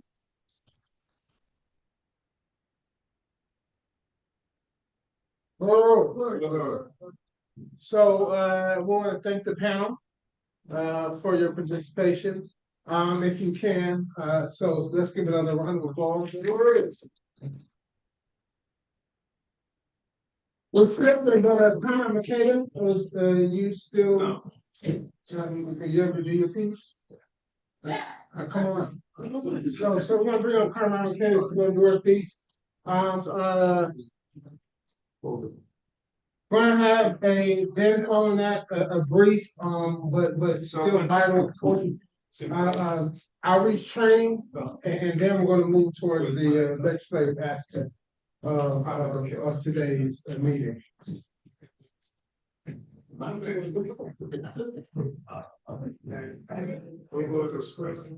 want to thank all of the comrades that are online, Comrade Fernanda, Comrade Charles Barron.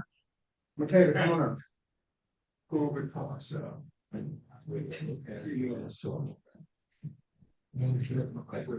Did you have music that needs to be played? Nah. Huh? Do we need to break it down to take that? Huh? Yeah, you can break it down.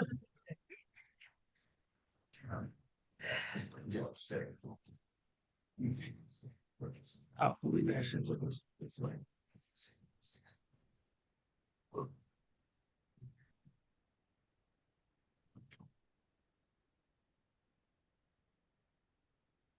Uhuru, how y'all doing this afternoon?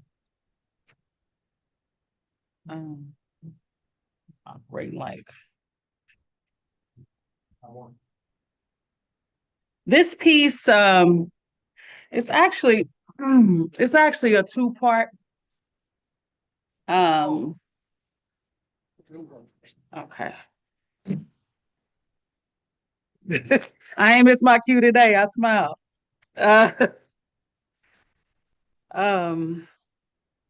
It's a two-part, and I actually wrote it specifically for when I understood what the title and the purpose of this convention was. So this first piece is called The Deathbed. This ain't the way. I actually have Here Lies Colonialism coming right after that. But The Deathbed. This is a monologue. Picture the scenario. Lit room with a bed situated in the center. Imperialism, frail and gasping, laying in it. And me, the only available nurse within 50 miles to see this patient through to the end. What an advantageous moment.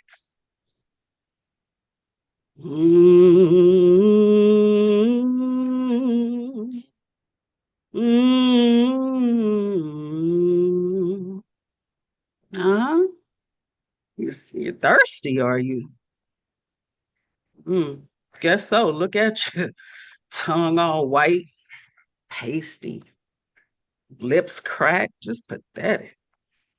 You want me to fetch you water? Isn't that something? For centuries, you drained rivers, poisoned wells, rerouted streams until whole nations choked on the. Tell me, did you ever stop when our throats burned? No. You swallowed oceans whole and left us parched. And now you want a sip of clean water. Well, die wet, die dry. Won't be long now. You can sit with all that thirst till the lights go out. You're cold. Blankets. Lord, ain't that rich. You know, my people froze in your ships. My people, shackled, tight, crammed in the belly of them damn wooden coffins, tossed overboard if fever came. Cold was the chain, the iron, the Atlantic spray on black skin. You shivered in no sympathy then. So no, imperialism, you'll just have to wrap yourself in the chill of your own making. My hand. A little mercy? A little touch to ease you out, huh? When the hell did that come from? Where in the hell did that come from? Because mercy has always been foreign to your tongue. In fact, you carved mercy out of the memories of many when you sliced your way across continents. Where was mercy when you redlined us? When you whipped and beat our backs open for sugar and cotton? Where was it when you stole Africa's children, renamed them, beat the spirituality and languages out of their throats? No, I'll keep my hand to myself. You can rock yourself in your own misery. My hands can never be of any good to you. I wouldn't allow it. Hospitals. Oh, yeah, you built them, glorious steel, gleaming hall. Oh, you mean you'd rather go to one? Why imperialism? You mean to tell me you don't appreciate the care I'm providing? Good. Right in line with how grateful my people should appreciate the carelessness with which you handled us. All them pristine institutions, and we were left in our homes birthing on dirty floors because the convenience of giving a damn was too good for us. We continue to suffer, dying of ailments your agents can cure despite experiments that Black folks have already paid the ultimate price for. And now your chest rattles like old tin, and you want the best medicine. There ain't no cure for you. Your script ran out a long time ago, but you remembered that. Just hoping I didn't, right? Hear that? No, listen close. That's your heart. Bet you didn't know there was one in there. Pounding now, heavy, like the drums you once banned, drums that called us together, drums you feared because they sounded like rebellion. That's it. Yep. That's it. That's the sound of your ending.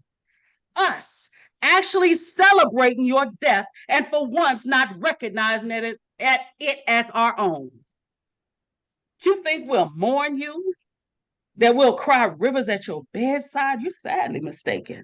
No, when you go, it'll be with the same dignity you left in your wake. Well, None at all.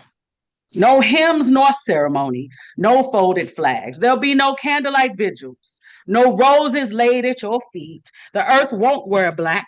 When you die, there'll only be silence and relief. Grace, extension of time. Time is the one thing you don't own anymore. You've abused and pissed it away long enough. Wrote history with your pen and told us your version was the only one that mattered. Well, the clock don't tick for you now. That hourglass is as dry as the sand that ran clean out of it. So breathe your last, imperialism. Let it rest. Let it claw. Feel it slip the way you made us slip from land, from home. You will not rise again. Not under my watch. Not under my care. well, Not by these hands. well. And when your eyes roll back, when your chest sinks for the final time, know this, I'll give you exactly what you gave us. No comfort, no water, no peace, only cruel abandonment. And may you wander as thirsty in the afterlife as you left us to struggle to live here. That is the extent of my compassion. That is my final service to you. And that's that piece.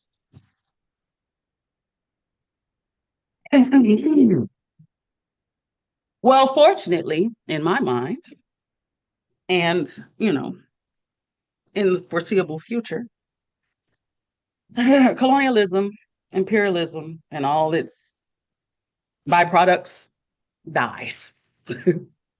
And we have to eulogize it. And so this piece is entitled, Here Lies Colonialism. I should have had Westbrook do this. I don't make a good preacher. Dearly beloved peoples of the world, here lies colonialism, a parasite dressed in fine clothes with forked tongue and blood-stained hands.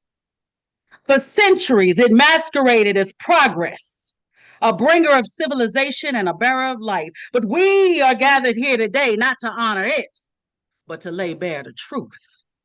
Colonialism was no savior. It was a thief, an oppressor, a destroyer of worlds. It pillaged the lands it touched, uprooting ancient civilizations and devouring resources with a hunger that could never be satisfied. It spread borders like wounds across the earth, carving up nations without care for the people within them. It birthed the slave trade, human trafficking, forced labor, and genocide. It plucked children from their cultures and tongues, replacing them with the shame and subjugation. Colonialism's offspring still lives among us.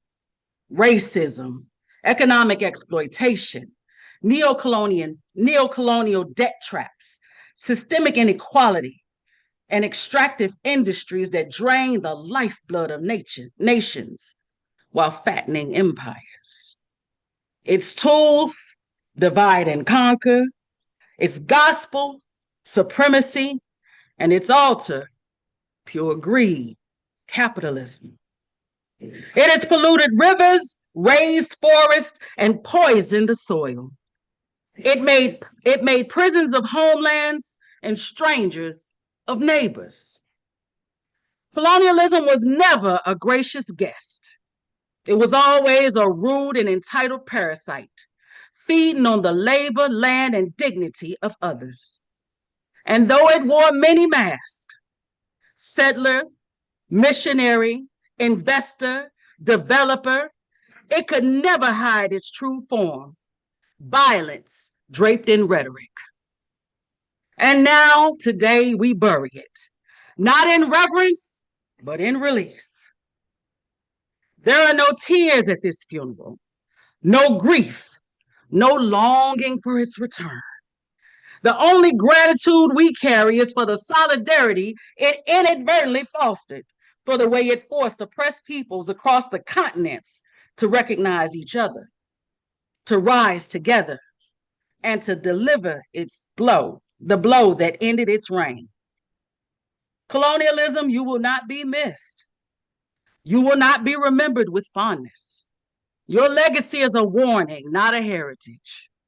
Today, as the soil covers your coffin, we do not mourn. You are not worthy of mourning. We breathe deeply of freedom, of dignity, of self-determination. And in your passing, the world can finally begin to heal. And so I say, oh, ashes to ashes, dust to dust, and good goddamn riddance from all of us. All right.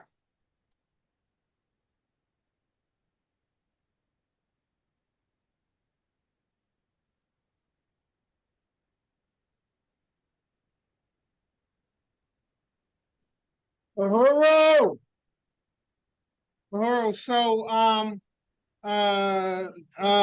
can you all pull up the InPDUM tabling and outreach training slide presentation? We'll move through this and also make this available for others.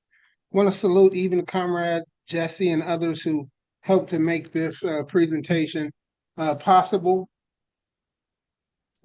I want to begin by reading this.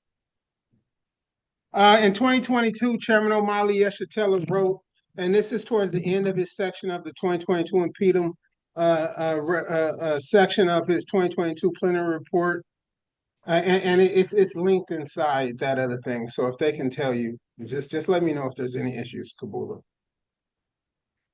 So Chairman wrote that like InPDUM, the NAACP is an organization of particular class within the African colony. But unlike the NAACP, InPDUM is an organization of the African working class under the leadership of our party. Its existence gives definition to the designation of the party as the general staff of the African working class. Through the regular dues paid to it by 500,000 people within 2,200 branches, and the money and other resources collected from the liberal colonial bourgeoisie, the NAACP, an arm of the ruling colonial Democratic Party, is able to purchase its offices, publish its journal, pay staff, and hire and recruit lobbyists and various specialists to carry out the mission of obscuring the nature of our oppression and with its required and what is required to end it. The requirement of InPDUM at this moment is to acquire a similar capacity as that of the NAACP. By this I mean InPDUM must initiate a recruitment campaign to win a predetermined number of paid members whose membership dues can go toward the acquisition of our national office and provide salaries for our president and adequate administrative staff. This will mean that just as NAACP membership numbers are not reflected in the number of people attending or all or even most of their meetings, the InPDUM membership also funds the functioning of the organization through its dues and whatever special fundraising and economic development projects initiated by its economic arm. This is true regardless of the number of members who are actively involved in local meetings at any given time.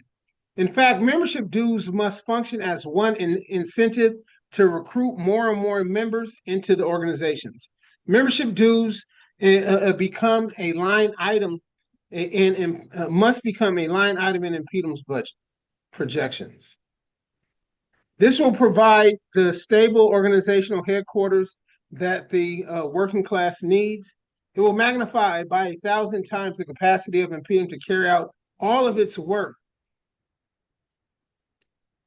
And it will contribute to expanding the imagination of InPDUM to initiate other arenas of struggle that cannot currently be imagined because of the limitations of members and resources. It must develop the long view that is provided by the African internationalism, the revolutionary theory of the African working class. Comrade Omali, who was the president at that time, must take the African working class to this new capacity for self-organization. This is essential for the working class to claim the future. So that really leads me towards the importance of this training. Next slide. Just want to salute Chairman Omali Yeshitela, salute Deputy Chairman Omali Yeshitela for what's being put forward in this presentation. Going to run a little through this for the sake of time a little bit quicker, but like I said, I'll make it available to everyone. But just underscoring that outreach is going to be important to our struggles. That the APSP and the Uhuru Movement is an organization of organizers, and that aggressive nature has defined our work by ourselves and even by people who oppose us. So when we move to slide 6, the organizing underneath the leadership of the African People's Socialist Party means that we do constant outreach. The mantra of the party is to organize, organize, organize. Chairman Omali Yeshitela, we see here, right down Florissant, in Ferguson, on Canfield Drive, is the highest example of such a tradition of organizing. And like I said, there's more things, but Chairman to tell you the story about when he went into Atlanta. They sent him into Atlanta to organize. I think this is probably during the time that Desi Woods worked. Went up there what was it, a day and a half, 2 days you ain't have any food, but maybe a moldy apple or something like that, and then you end up eating a sandwich and it was the best tasting sandwich you had your whole life. Chicken. Yeah,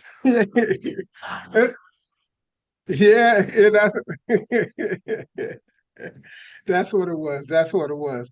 Yeah, so InPDUM was organized to defend the democratic rights of Africans alongside tactics and strategies that Chairman laid out going all the way back to 1977. The colonial mode of production is in profound crisis. African resistance is on the rise in the US and around the world as we see. Therefore, this time is right for the expansion of InPDUM internationally, and we've seen evidence of that. It's time to take the democratic struggles for rights to the masses of African people. And the only reason I show this image right here isn't because it's to big up the NAACP, but it's the way through which you see the tactics that they use to sort of take the democratic struggle of African people, but through the hands of the petty bourgeoisie, the same thing Chairman had been talking about. But when we led our sort of "Will You Stand Up for Freedom" campaign, and learning to sort of you bring forth the question, but then you let the people know that the answer is membership in the International People's Democratic Uhuru Movement. So we got to cast a wide net, and Chairman has said that quantity will get you quality. So many of us are organized union be concerned about capacity. And trust me, people tell you, I don't have the capacity, I don't have the capacity to do this. Well, the event's going to happen, comrade. It's going to happen. It's going to happen whether you have the capacity or not. But quantity will get you quality. I even say if you win people to tasks, you can win people to roles, right? So recruit, bring people in, and the best way to do that we've seen here in San Diego, build the Black community rallies. You know what I'm telling you? Somebody help out with cheers. Next thing they'll help out with camera. Next thing that they might be willing to sort of host a panel, host an event, and things like that, right? So that's the democratic process at work. So this is important for us to move beyond protest to power, right? Moving forward just a little bit, say that InPDUM is an organization meant to bring Black people back into political life. Self-determination is the highest expression of democracy. So we want ourselves to build organization through recruitment. Recruit. And the best way to do, you can see here with Covina, is getting that spirit out into the community. This is like science. It's like absolute science. We can tell who's doing what by how them spirits are moving, right? So build InPDUM branches and open offices, and we can do this by like I said, I mean, in the meantime of having a brick and mortar office, your office could be a tent on a corner. Like I said, go and look at the work that Comrade Kabula has manufactured. I mean, has generated in Chicago. That's and use that as the so people. I always tell the story. I mean, I remember there was this brother. He would be selling bean pies, on this corner, 47th and Imperial. I see the brother there, and then he was always there. I knew I can get a pie from him because they do these cheese type ones, blueberry cheese ones. And some of y'all might know about that. So I see the brother, and then one Sunday he wasn't there. I said, "Man, brother, are you okay?" I got worried. I said, "Man, I didn't see you last week. I was worried." And oh man, we had to go out of town for X, Y, and Z. I said, oh, okay, cool, that's good to hear, right? So I become so that's the type of sort of recognition I'm speaking of. That's a street corner, but that was his street corner, right? Chairman says that sort of we need to take territory. We need to take territory, so that's important. Each outreach table, in that sense, is self-determination in action. Get the spear out there. Organize spear studies. Post up the 14-point platform in your community. So the question is, where should you table? The real question is where you shouldn't table, right? Shouldn't you table, right? You should table everywhere you think you can get to the people. And know your local laws, know where you can and can't table and things like that. One thing I have learned in California is that as long as you have a petition, you can table in front of almost anywhere, including supermarkets and things like that. So know these things so that you can get out to the people. Find major events, festivals, demonstrations, things like that. This is outreach we did. I think it was the MLK Day event or something like that. We for InPDUM organized a sort of a Uhuru swag.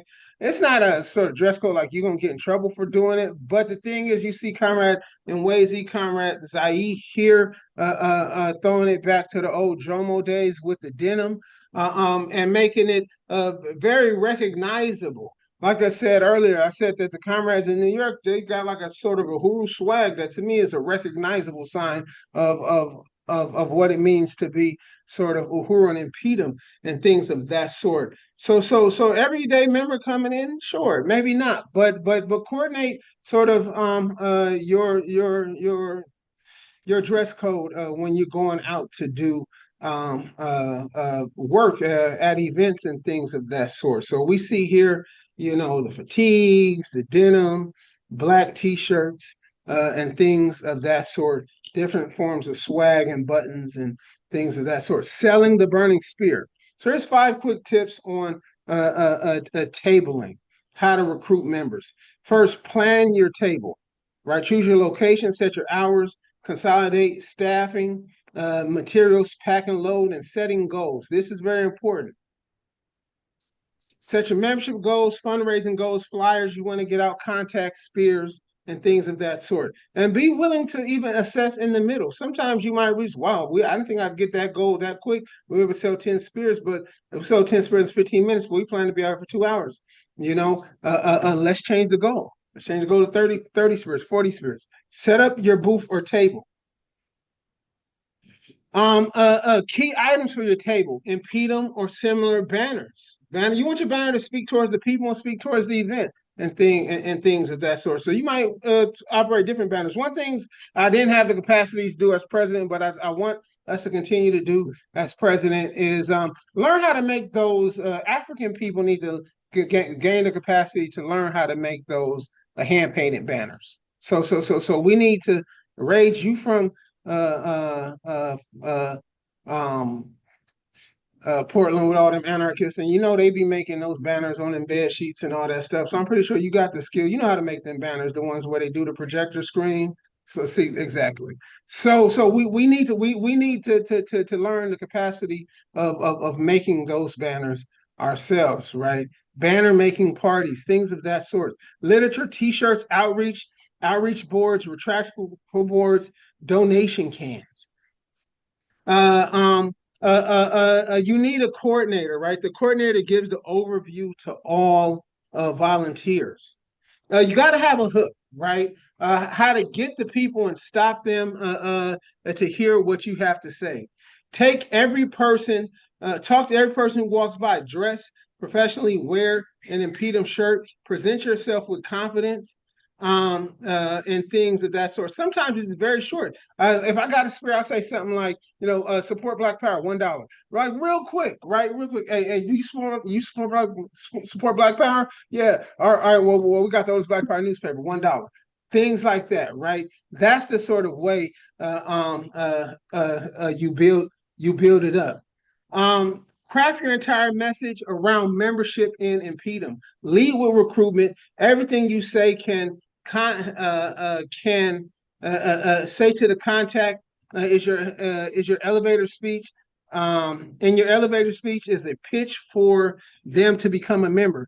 Next, let's check out some key talking points. Right, introduce yourself. Who is InPDUM? Right. State what the problem is. State the solution. Ask them to join. And the thing is, this is good for a pitch. This is also good for like when you're trying to make propaganda. And I'll tell you this. I remember back in the club promotion days, we would have all sorts of club cards. But here's the deal. Chairman taught us this.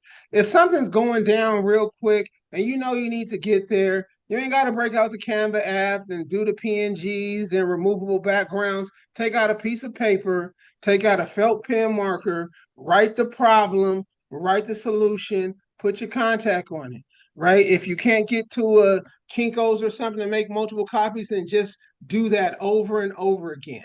Because I mean, I do think that those well-crafted posters are important. Those well-crafted posters are important, but the most important thing is to get to the people, right? I've done that. African killed. Someone says, "Hey, somebody got killed," very quickly. Boom, 15 minutes. Throw this together. A way forward. What's InPDUM stance on it. Why the solution is for them to join InPDUM, build the local Black community control police working group, whatever it is, right? That's your way forward. When you're processing new membership, you want to send people to join, but also make sure you have on the spot abilities for people to join. Because I'm telling you, I was a person that was, I'm down to join InPDUM.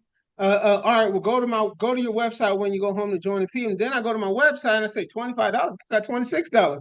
Oh, that's right, I do it on next paycheck or something like that. And then some people just aren't as confident. Right? Have a way for people to join membership applications, QR codes, whatever it is, they should be able to join InPDUM on the spot. Create a digital. We created this for me. We created a Google form for people to fill out. Help them fill it out themselves. Write it down. Things of that sort. But this is important. The next steps. Next steps when the table is over, you want to hold a summation, fill out the form, enter contacts for us into MailerLite, email the membership coordinator, call, text, and contact people within 48 hours. Because I'm telling you, if you don't follow up on them contacts, people meet you and also remember where you met somebody. Because to you met them as InPDUM. To them, they met you as the RBG brother that was standing out in front of Albertsons. Or something like that, right? So Uhuru, this is Matsamela. You might know me as Michael. I met you out in front of Albertsons last week. Oh yeah, brother. And then something in Wazy taught me. I always ask people, "Hey, do you got 5 minutes?" You taught me that, and things of that sort, right? But you got to call them back. You got to call them back. So security is also important. But some do's and don'ts. Let's speak to some do's and don'ts just very quickly. Be proactive, work the crowd, and talk to every person who walks by your table. Assume unity, smile, be friendly, make eye contact, and wave. Don't wait until the person is right in front of you. Make sure that everyone walks away from your table with at least one piece of literature. And some things I've noticed is sometimes it's best, even if it's a foldable pamphlet or one piece of paper, don't send them with too much stuff. I mean, sometimes you might have to, but it's best as possible to send them with one piece of literature. Send them away with one piece of literature. Like I said, this is something immediate. Like there's other things, but oftentimes, as much as possible, get into one document. Things that they need. Make sure that encourage people to sign your contact form and walk away from your table. But the don'ts is very important. Don't get into arguments, debates, or confrontations. Bless and release. Because the thing is that some people, it ain't even about that person right there. It's the person that's watching you interact with that person that you might win or lose. Don't interrupt your fellow organizer when they're talking. Don't answer a question you don't know the answer to. That's completely fine. You can always say, "I'll have to look into that," or ask the coordinator. And don't give up. Understand that we are winning. So now it's your turn to go out and do this and do this work. Lastly, we don't have. I'm not able to go through everything on this, but in the next year, I'm really hoping that if y'all can move to slide 80, that InPDUM can fully initiate the membership and sustainable funding process. One thing that we've done with the Massive is oftentimes limited to the appeal that we do at the conventions. That's not the Massive, right? The membership and sustainable funding process is a 4-step process to win members and sustainable funding resources to the International People's Democratic Movement, crafted by Deputy Chair Omali Yeshitela in St. Petersburg, Florida, that had been proven that has been proven successful. The first part of this is the point of entry event. The second part is the follow up. The third part is the ask, and the fourth is the introduction to others. So in the first part, 1 hour, 1 hour. You have the welcome, the emotional hook, InPDUM historical political tour video, or other live testimonies. With a person is 5 to 7 minutes. I tell you this, respect the people's time at these events, because they'll come back. And I'm telling you, like I said, I always talk about this because how I came up, but I'm not really a religious person. But I'll tell you this, I remember as a kid, my mom take us out of town. We go to some place or something like, or take us someplace, and the church go 3 hours long. And my mom say, we're not gonna leave, but we ain't gonna come back. So she said, we ain't gonna leave, but we ain't gonna come back, right? So that 1 hour for that point of entry event is important. Move to 2 slides after that, the follow-up call. Within 1 week, you want to generate dialogue, have one-on-one or in-person phone calls as much as time possible. 2025, make these things in person. Thank you for coming. What did you think about the event? Is there any way you can see yourself being involved? If you're not interested, bless and release. Finally, before you release them, ask them if they know anyone else, because they'll say that. They might not be ready at this time, but they'll say, I know someone else who's perfect for this, and get that contact from you. The third is to ask for resources. Another event, free event, 1 hour. Guests are invited by invitation or follow-up call, word of mouth invitation. Start on time. That's important as well. Welcome, short emotional mission related hook. Enjoy breakfast, lunch, dinner, or whatever it is. Have a giveaway. Pins, swag, things like that. Video, once again, live testimony, and then pitch person walks them through the pledge and donation cards. And then slide 88, introduce them to others. A feel free good cultivation event. We thank and recognize donors, reconnect them to the work of the organization, encourage them to introduce others, report on what has been accomplished with the money raised, gaps that remains to be filled, and using facts, statistics, and emotional stories. So I'm really happy that I was able to put this out there, because at this moment of InPDUM, this is exactly the type of level of codrified, snickified work that's going to help us win this moment, not just for us, but for African liberation. So, Uhuru.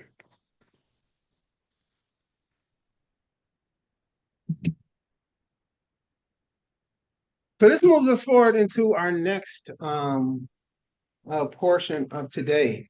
The next portion of today, if I'm correct, is the appointment of the InPDUM president. So I'm going to call up Chairman Omali Yeshitela.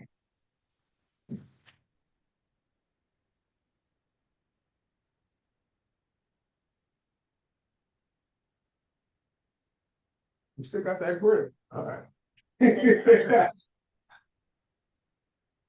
Uhuru, first of all, I want to express appreciation to you, Comrade President Masamela. And my children's out there. Some of them are less children's now than they were the last time I saw them, but and I want to express appreciation to the International Executive Committee.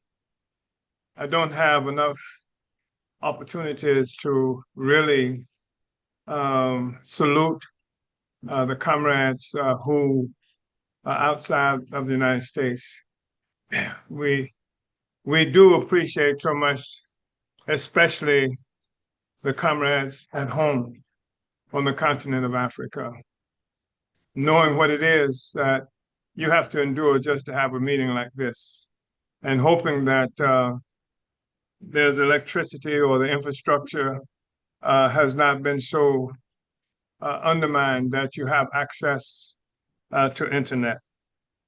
Comrades, you've heard from some of them. You've seen some of these magnificent comrades and the work they're doing there. And I'm really appreciative of the work that we see happening in Africa, because it approximates the kind of organizing that we are supposed to be about everywhere.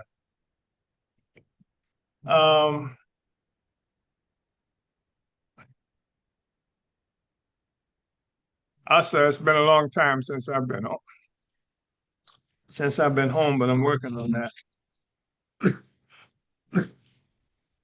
I wanted to also say that where we are now is recognizing the significance again of the International People's Democratic Uhuru Movement. It's been stated that there are similarities to who we are and the NAACP, in the sense that the NAACP is also a mass organization, and but it is a mass organization of the African petty bourgeoisie. The NAACP does democratic work, more or less, but they understand democracy as simply something that finds rights within the existing system. If you will go back even to the founding document from 1991 of InPDUM, you will see that we talked about the necessity to expand the definition of democracy beyond what it was that the civil rights organizations were talking about. But civil rights are effectively democratic rights. That's what they're talking about. And we understand in InPDUM that the highest expression of democracy is not trying to find a good fit within the colonial system. The highest expression of democracy is self-determination. Self-determination. And there's no such thing as benevolent slavery. And that's also the significance of the founding of the International People's Democratic Uhuru Movement by the African People's Socialist Party. I want to remind people that this organization was founded subsequent to the United States government's murder of so many of our leaders: Malcolm, Martin, Fred Hampton, Lumumba. Africans all around the world have been killed, assassinated. And it was very difficult, even though we have always been very busy on the ground. If you go back and check our history, people have always been fascinated by the fact that we do so much, that we've always worked. And our stance has always been, if nothing else, we'll outwork them. We will outwork them. That's been our stance. And so we would do work in the communities. And we've organized around everything that's oppressive to our people. We've organized around it. We've created, as I mentioned earlier, childcare collectives, because it was something that spoke to the needs of our community, especially as reflected in the condition of African women. We've organized within labor unions and things like that. We solved this critical problem of the white people, which is an extraordinarily important question, always has been, and one which had been up until the work of the party, defined primarily by the Student Nonviolent Coordinating Committee asking the white people who were in that organization to leave and go into the white community where the source of the contradiction is, and organize white people to unite with the struggle of African people. Of course, they didn't do that. and the Nation of Islam that had declared the white man the devil. And anybody who worked with white people that was involved in the struggle that characterizes itself as self-determination, anybody who worked with white people was suspect that if the white people are there, they must be the ones who are really running it, etc. These are the kinds of things that we had to deal with. And that's because of the history of white people and the history of them in the various organizations that we've had to deal with. But we redefined that question. We made it possible for the thing that SNCC talked about to be actualized, to be put into practice, because they couldn't do it by themselves. Not because there was something inherently evil, or not because they were the devil, or not because they were mutants, as one politic in the African community proclaimed, because of the actual objective relationships that we both, that is to say Africans and white people who are settlers and colonizers, have to the economy. That it's always possible for white people to solve their problems without touching upon the contradictions that African people experience, no matter how much the white people love us. And therefore, we had to establish a different kind of relationship. I mean, anyway, so we've taken that on as InPDUM. And one of the things that we were determined to do is to build an organization that could deal with civil rights or with democratic rights didn't see the civil rights or the democratic right as an end unto itself, which is what the NAACP does, which is why you have an organization that brags about being the oldest Black organization in this country and one of the oldest in the world, but doesn't have a single economic development program. Not one. Not even a barbecue stand, not a barber shop. And the reason that is the case is because they see the solutions to the contradiction that African people experience as inside the system itself. They're integrating into the system is the way they move toward what they call a solution to the problem. And we see that what has to happen is that we have to take charge of our own affairs, and that we have to achieve self-determination. And we will get a barbecue stand and a barber shop and everything else that's necessary for us to live. It'll be ours. And so that's what the role of the party is. Our objective, whatever else you see us doing, our objective is self-government. Self-government. That is the most profoundly significant anti-colonial stance that anybody who is colonized can achieve. Self-government. That's why they're killing Palestinians, because they don't want self-government. That's why they threaten Venezuela, because they don't want self-government. That's why they attacked us at 5 o'clock in the morning on July 29, 2022. Self-government. That's why they try to frustrate all the work that we do for economic development, because we proclaim it as a part of a process of creating what we call dual and contending power. And the only reason it's a dual power is because it's a power that we use to do what?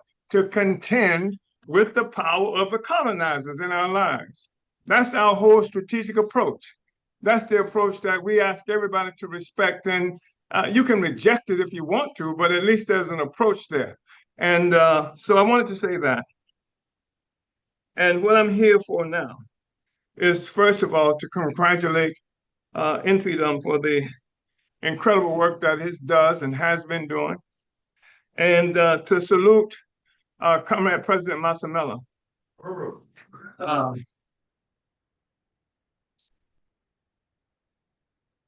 For the work that he's done over the last 3 years.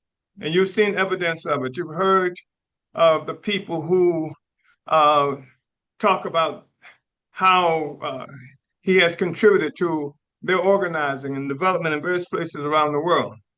And 3 years ago or so,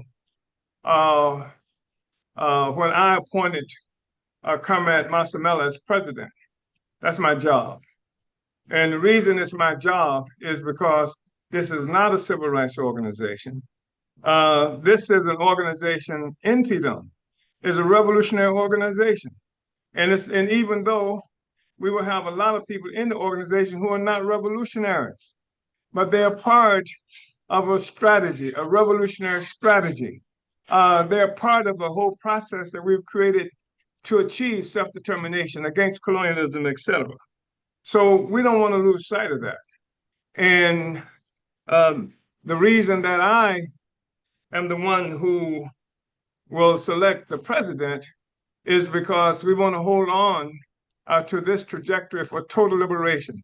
This is not some milksop, let's everybody feel good, can't we all get along together project. It's a project that moves us toward liberation. And that takes something that's different, takes a different kind of organization.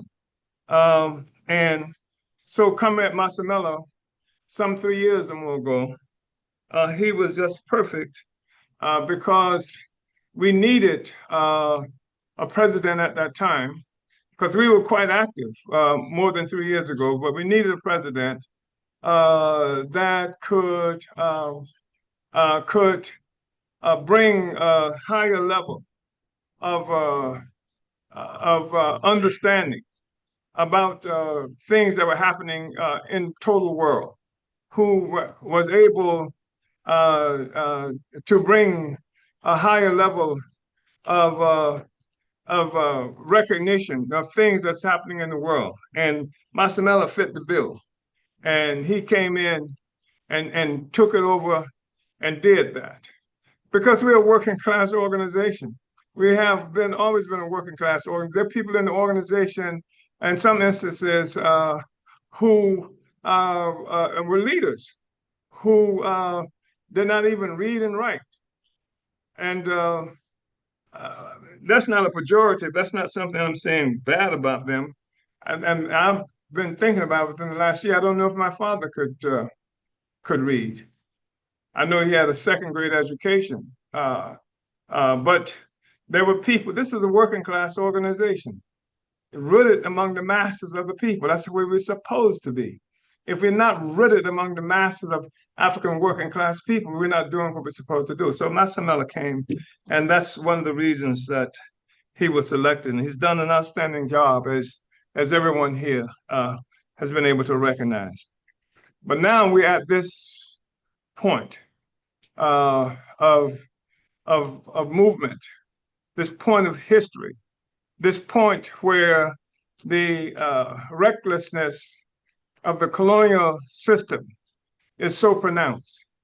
This point where it's increasingly winning favor. They call it a popular kind of movement, in the sense that white people, generally speaking, seems to be complicit with the direction that Donald John Trump is trying to go in.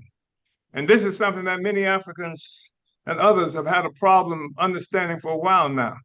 But I remind people that when Trump won the election in 2016, he got 57% of the white vote. In 2000, when he ran and they said he lost, he got 57% of the white vote. Majority of white people were voting for Trump, even as he would characterize Mexicans as rapists and et cetera, et cetera, et cetera. So he has a popular base among white people. We've factored into that process. That's part of what African People's Solidarity Committee and Uhuru Solidarity Movement is about. Because he doesn't have absolute unity. We will deny them absolute unity of the white community. You can't have that anymore. We take that back. That's why we function in 130 some odd cities as the Uhuru Solidarity Movement. That's why the Uhuru Solidarity Movement and African People Solidarity Committee are spread throughout this country. We deny your right to have control of these people. We recognize the relationship that white people have to a social system. And so anyway, that's why we are here now. And that's really important to say that, because we deny the existence of a so-called Black movement and a white movement for socialism. We say there's one struggle, one movement for socialism or communist movement. We're it. And because we've always said that the road to socialism is painted black. And we haven't said that just as a slogan. We've said that because it represents the objective reality that the capitalist system itself, white power itself, was born, that this concept of white power was born on the backs and the pedestal of the enslavement and colonization of Africans and other colonized peoples around the world. I just wanted to say that. I think it's important. And so it takes a certain kind of organization to make this happen. It's one of the reasons I'm so excited to be standing before you now and talking about the new, yes, I said, new president of International People's Democratic Uhuru Movement. And this is a comrade who has excited me for a while now. I've watched him work. I've watched him spend more than a month preparing for the trial in St. Petersburg, Florida, doing what we characterize as snickifying the work. That's from the Student Nonviolent Coordinating Committee that went door to door and organized among masses of people, et cetera, to bring them, Africans, to bring them into political life. I've watched him not just there, but even when he has worked here in St. Louis and other places, he creates organization. He's brought people into organization, into our structures, which is really important. I've watched him coming fresh off campuses and winning young people to participate in this work. And I've watched him able to have such a magnificent relationship with our comrades on the continent of Africa. And I just wanted to say that it's really important to me to be able to announce the new president, Luca de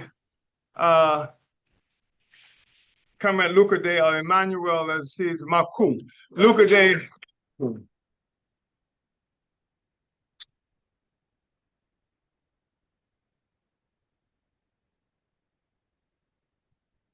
yeah, he's a young, extraordinary comrade. Yeah. So, Uhuru.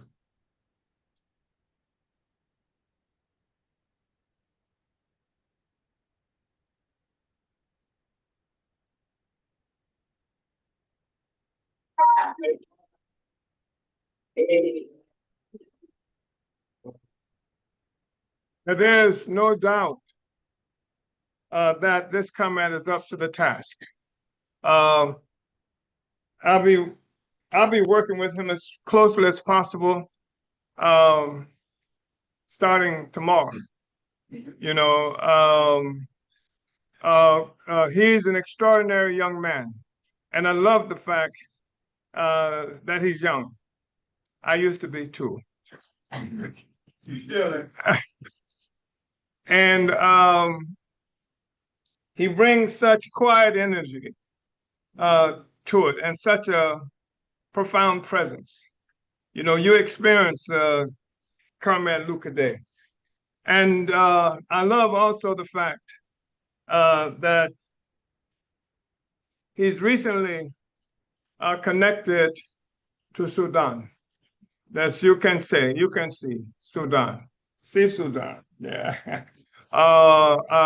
And, you know, which is really important to me because he lives and has lived with the Sudanese community here in the United States, but that means he's close to Africa, which is extremely important. And when I say close to Africa, I don't mean he's simply African, but he's close to Africa.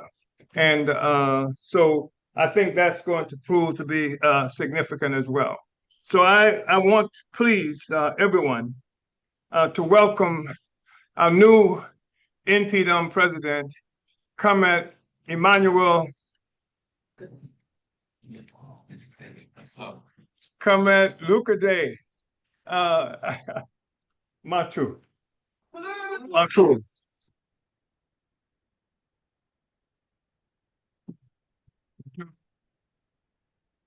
The first president born on the continent. Yeah. First president born on the continent.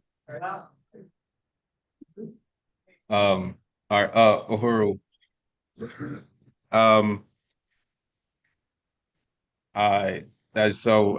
It's really nice to meet you all. My name is Emmanuel, although I prefer that Africans call me Lucade.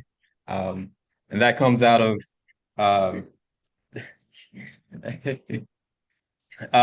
yeah, I think I'm like real specific about that too. Because I was born in what gets referred to as Sudan, and in Khartoum, the capital, but my family is from the south, the southern area of that region, and so um, we bounce around a lot of times. But first, let me just say that I was born on a continent where African people are not free, even though Africa is ours.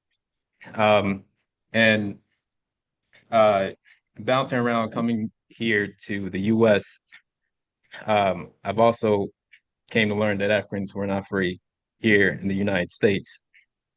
I learned that pretty immediately. I think just coming to the DMV where we stay, and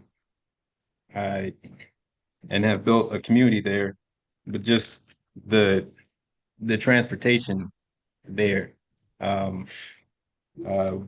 We experienced twice kidnapping attempt.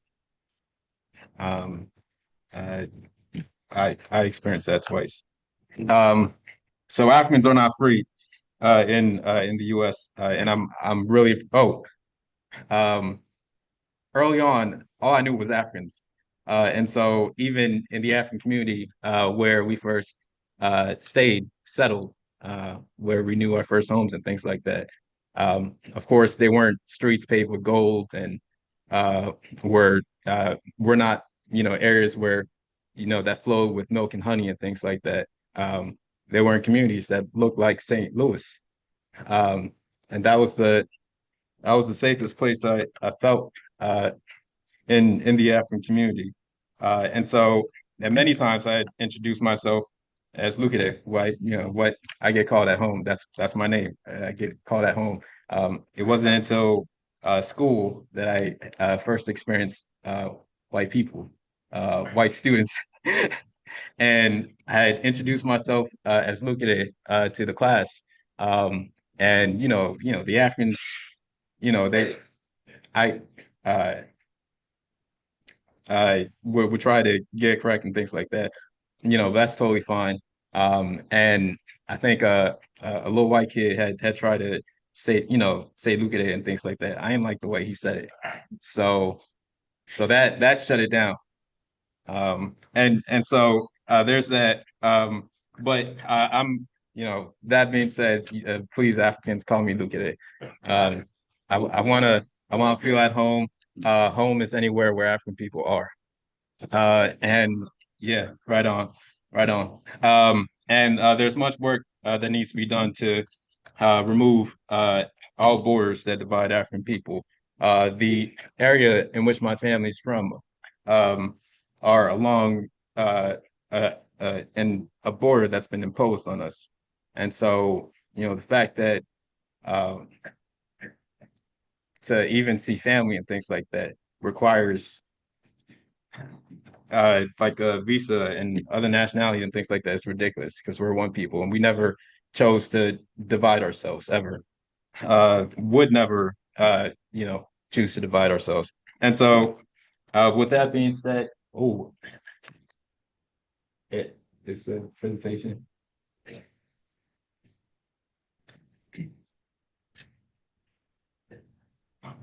Okay, yeah, there's a lot of work to be done, and usually when I talk, I just talk about the work, and so snickifying of the work of InPDUM is going to be real important to me.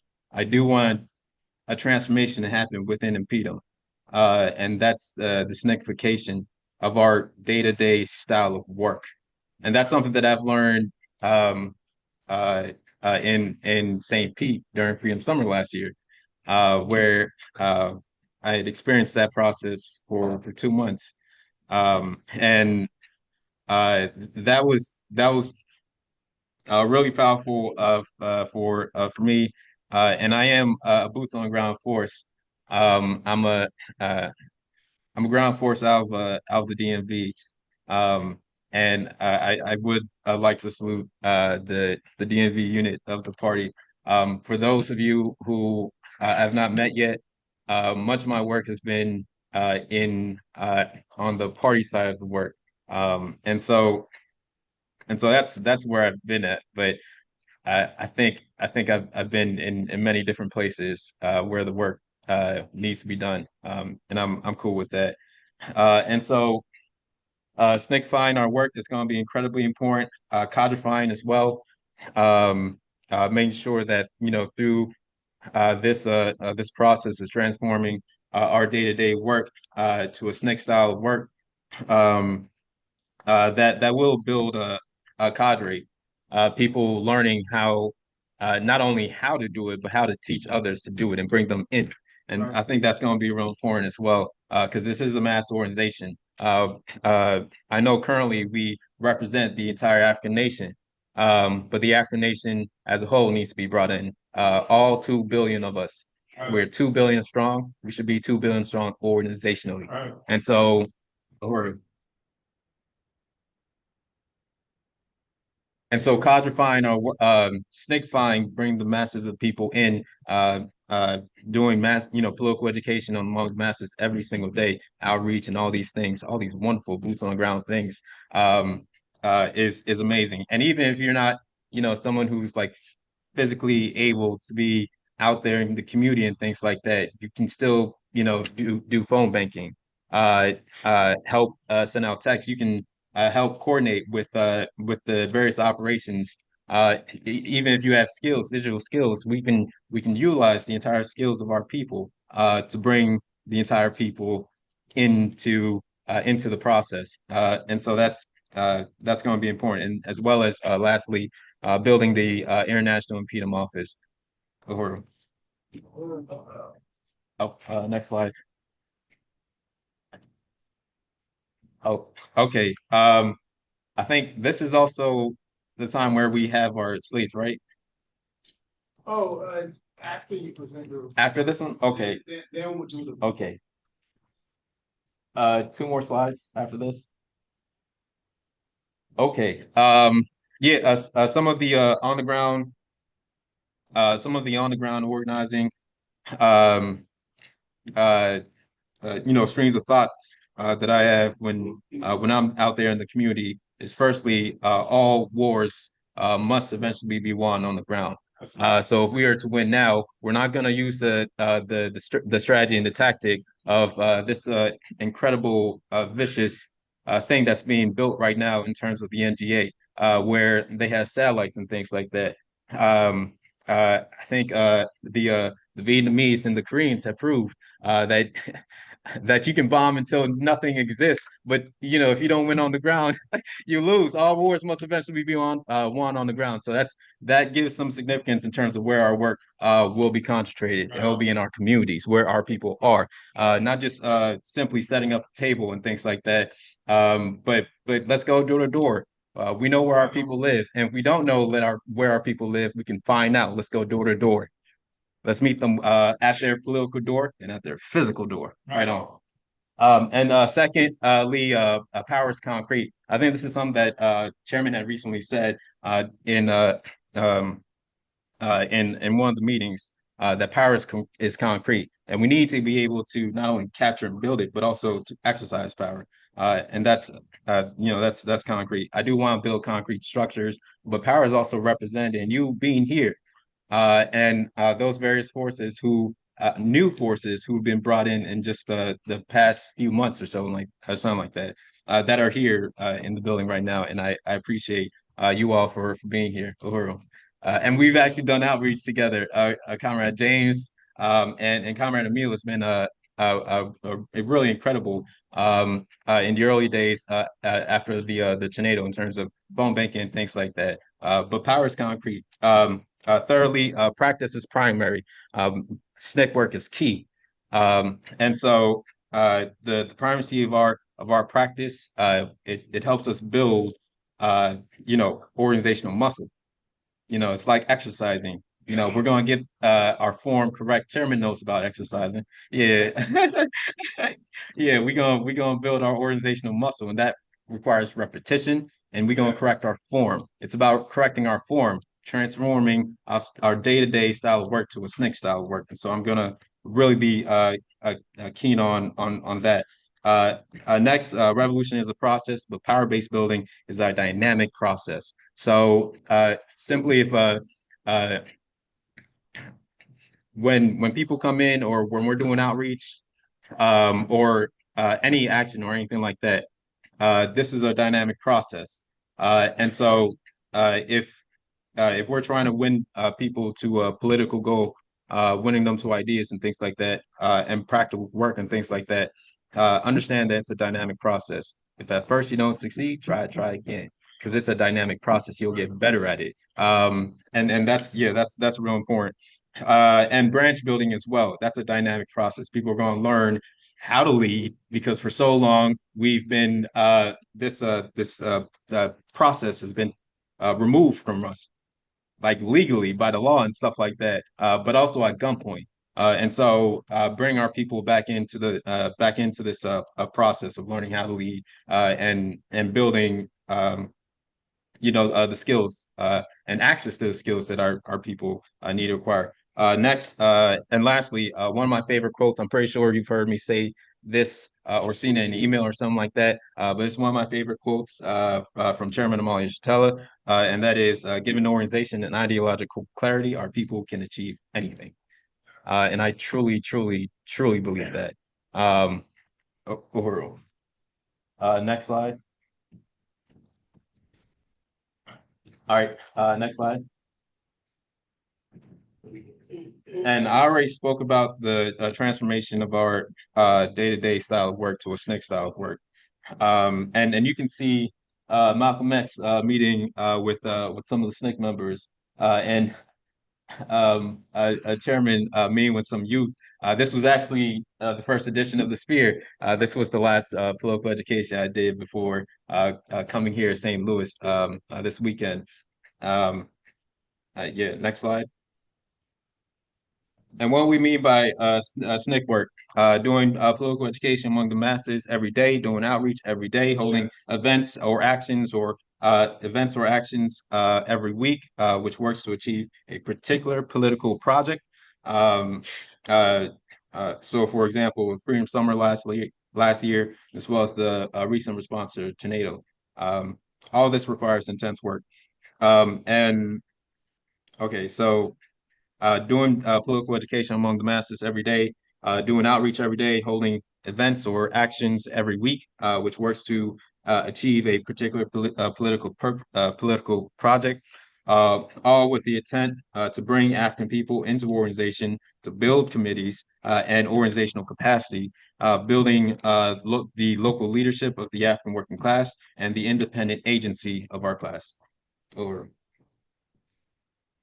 And I will be hounding that into our political education and things like that. Next slide. We had talked about in this meeting building and holding Black community conventions. And Black community conventions are going to be real important. They are the project I do want our members to work on this year. So next convention will be full of reports on how the work of the conventions are going. Have we achieved the Black community agendas? What work has been done in terms of advancing that forward, advancing the work to win and promote self-determination and self-government. And so, Black Community Convention or Black community participation to the development of a common local Black community agenda and pursuing the work to collectively achieve the agenda. Next slide. Just some brief ideas in terms of what these organizing committees, Black Community Convention organizing committees could look like, is having a chair, having a secretary, having a treasurer, having an outreach coordinator, having a membership and recruitment coordinator, a political action coordinator, and economic development component. So that includes an economic development coordinator. Over. Next, I do want us to pursue building and holding regular Black community rallies. The Black Power rallies that you see here in St. Louis are an example. The Sunday rallies that you had seen last year in St. Pete are an example. New York has held, I think, 2 rallies now, but I am working with them in terms of getting them to have these weekly, because that's how we really accumulate and build upon our victories. And so I do want these to be held weekly, and the sanctification work to build to that is going to be important, and that also leads up to building the Black community conventions as well. So Black community rallies are organizing tools to get the community immediately active in building and advancing Black community conventions and InPDUM's power-based building work. Building the Black Community Rally Committee can include things like the chair, the secretary, the outreach coordinator, the program coordinator, and as well as an economic development component, which is led by the economic development coordinator. This is what I mean by outreach every day to organize weekly Black community mass rallies and things like that. So, for example, Monday, you may be doing tabling on a specific location.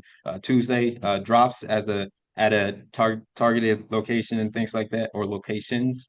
Our team is going to be working with you all in terms of how to build maps.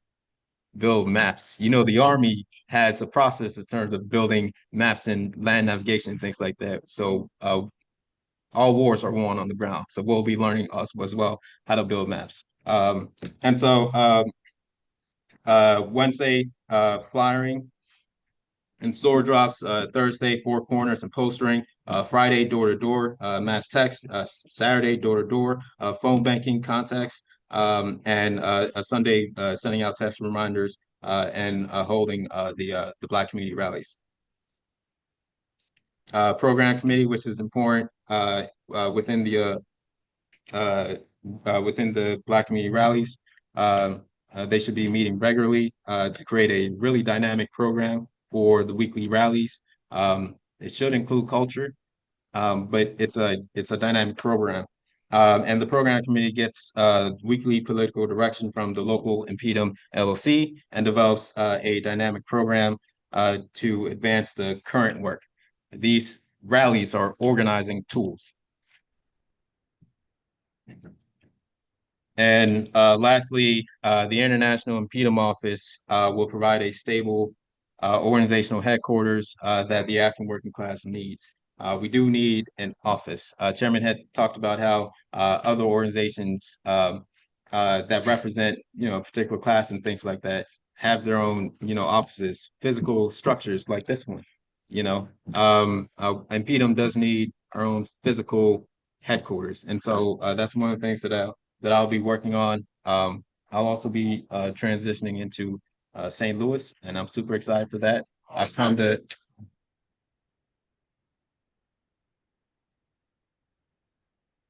I've come to learn a lot about St. Louis, and during my time here, this is the place I can stay. Okay, so Garvey responded to the call that everyone has a national flag, but the African, then proceeded to create the African national flag, the RBG flag that's displayed all around you, including the flag that we put up just yesterday.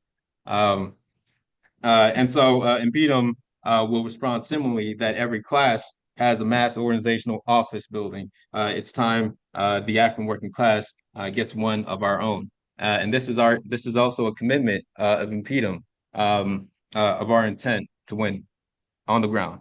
And so getting an office is important, and also working with the various branches in terms of how they can get offices is going to be important as well. I know currently in the North, we're working with New York on that, and the North is also pursuing its own regional headquarters. And I think that's it. Yeah. Okay.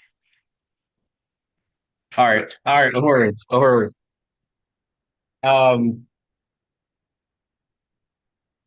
Fist up! Fist up! Fist up! When Black people are under attack, what do? What do we do? What do we do? Uhuru. Thank you so much. And lastly, I'm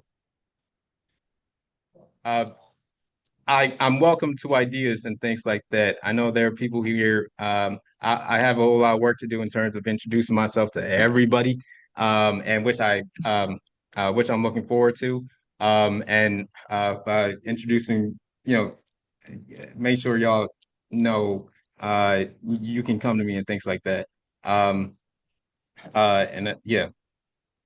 Anyways, Uhuru. Burn.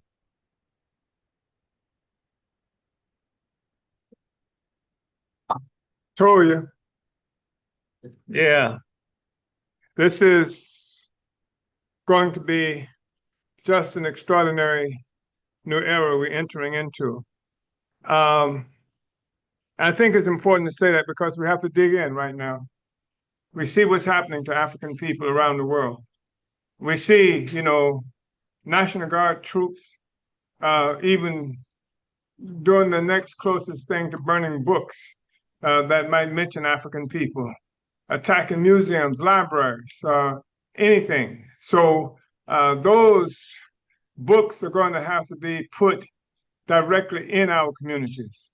That's part of what snickifying means, going into the communities, building from the bottom up. That's why we'll have child care collectors. We'll have everything that we need. We'll build them. We'll bring the masses into this process.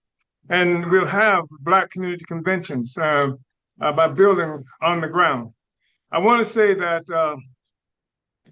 Comrade Masamela, we're highly appreciative of where he brought us to. But Masamela's off on another task now. He is a part of an agitprop process for cadre development, political education for the entire organization, and helping to take that to the masses of African people as well.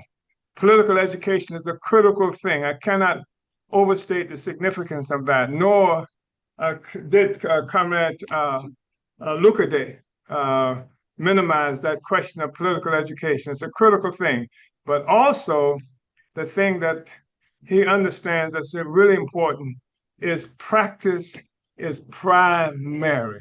It's primary. And that's the thing that we're going to be engaged in, a whole bunch of practice. And so I wanted to state that.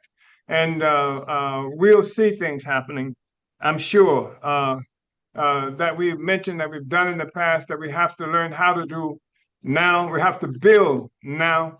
and we have to build deeply within our communities and pull people into our communities. I want to say that, and get out of your way, that comment Lucaday talks about cadreification, building cadre inside. That's a critical question. That's what we require in the party. Everybody can't be in the party. Everybody doesn't want to be in the party. We don't want everybody in the party. But there has to be cadre. There has to be a capacity within our organization to build the kind of offices and mass organizations and the African and women's organizations and organizations among the solidarity forces. We have to have cadre do that. That's an extraordinarily disciplined force that's committed to the success of the revolutionary project, that loves the party passionately, that understands that the party is the vehicle through which we will achieve our liberation, etc. So that's part of what it is that we have to make happen. And to say this, and I wanted to identify Comrade Lucaday as someone who I witnessed with this capacity, this kind of development, and somebody who can take us forward. So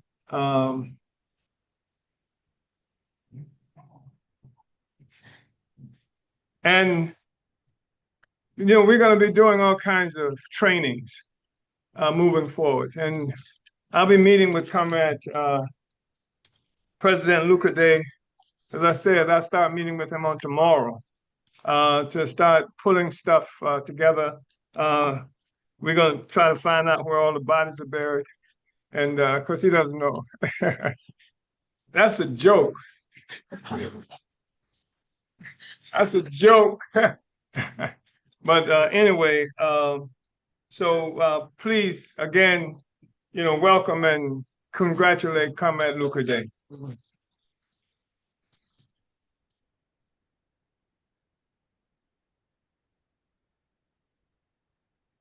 All right, Uhuru. Uhuru. What Kobe say? Job not done. I don't know if you follow basketball. Remember Kobe said, "Job not done." So job ain't done for me, y'all. So job not done. If you watch basketball, Coach, job not done. So the people online, they get my jokes, but it's not. And we still have some more measures to move forward. The first is Comrade Lucaday, come on back up. Elections. We have to first vote on the electoral slate, the IEC slate, and then second to that, we have to vote on the resolution. We're not going to do the budget vote. So the way forward is the electoral slate, and then we have to vote on the revised Black Community Convention resolution. That's still the way forward, correct? Y'all work that out. So what I'm going to do is I'm going to share for the people in Agitprop. I'm going to share with them the new Black Community resolution document. But nevertheless, let's go on and pull up Comrade Lucaday's slate. I think that's one of the second or third slides from his presentation.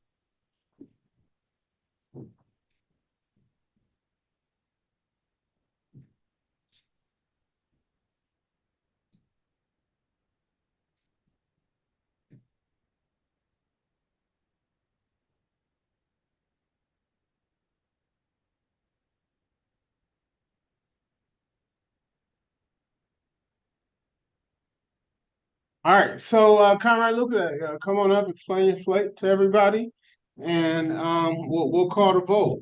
So all paid InPDUM members will be eligible to vote. If you're online, watching online, there's going to be a Google form where you will fill out.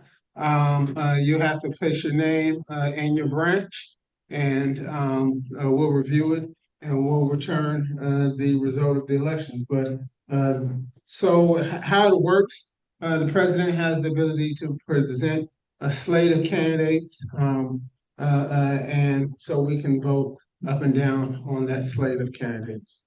And this is the president.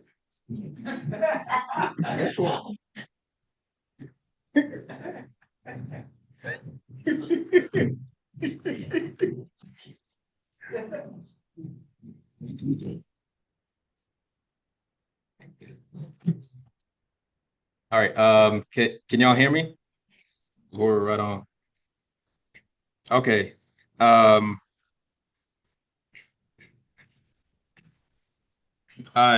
So I'll be the I'm in unity with being the international president.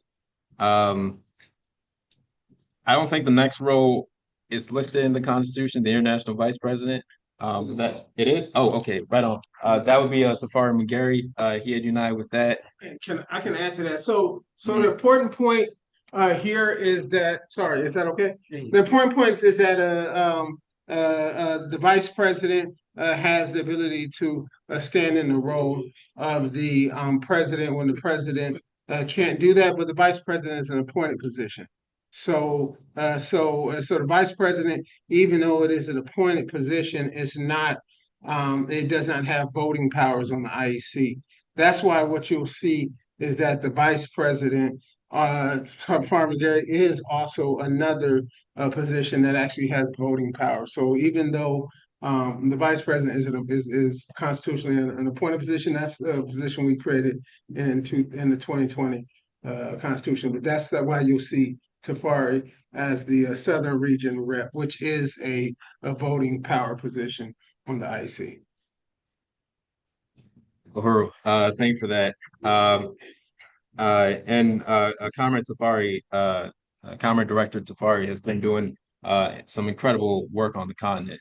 And yeah, I mean he had done a presentation. If you didn't get a chance to catch it, please do watch it. It's super exciting. And it is the future, right on. Next, Comrade Jay Nation, hopefully I said that right. Nation, okay, right on, right on.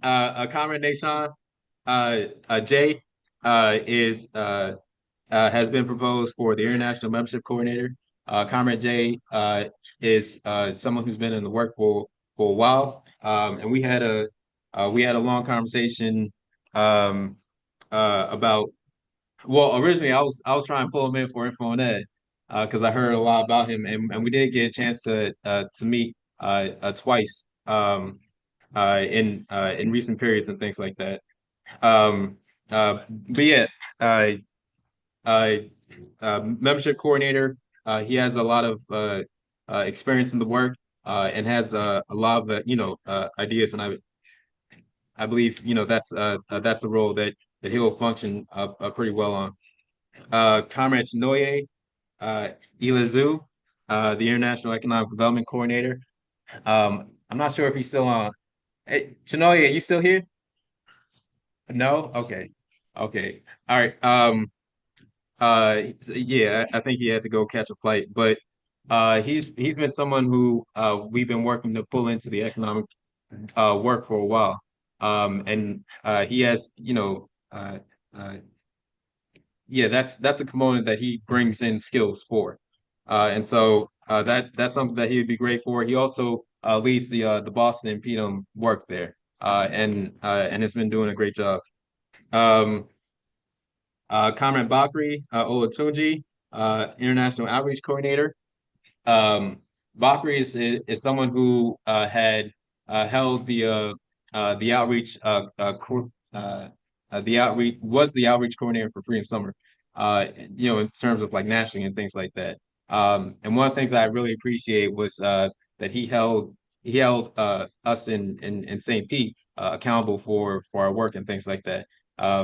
Even when it wasn't easy to, he had done so. And so that's something that I really appreciate. And as we're talking about snakifying the work and things like that, being able to do these intense work that builds upon our victories and things like that and brings membership in and things like that.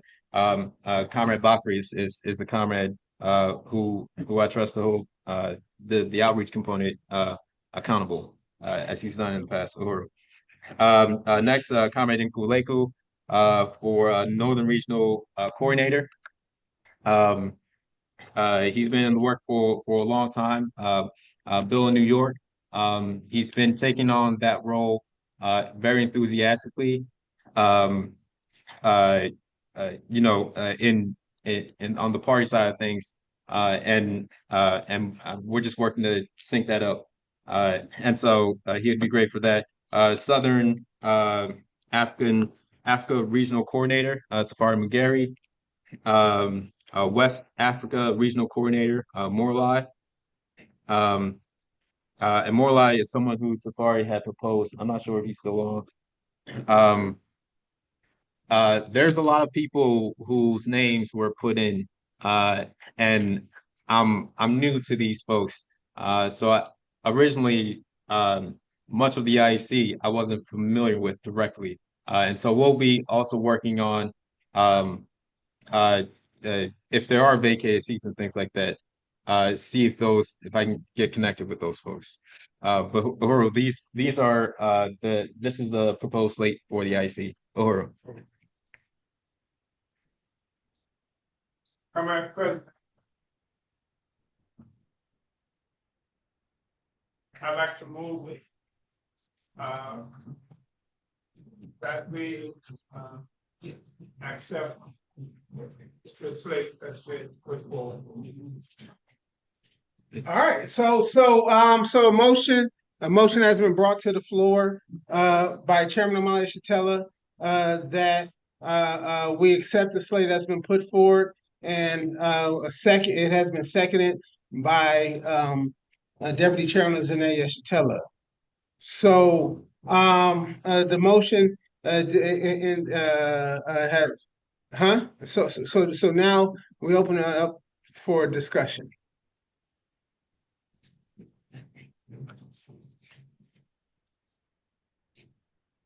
Comrade Masabella, again, I want to appreciate what you brought here, but I'm impressed with everyone that's up there myself. So if there's no objections, I think we can call the question. Okay. So question called for all people in support of this new IEC slate. Say yes, and Les can take note of everybody's hand in support. Okay. And online there is a Google form. Okay, so take note. We got DC. We got this. So this is all paid InPDUM members, y'all. Shakur is paid up. Emil, James, Maureen, Jerome, Allie, Penny, Kitty, Jesse, Jay. Comrade in the back, white hat. What's his name? You got sick. Huh? Oh, that's Lonnie. Okay, Lonnie.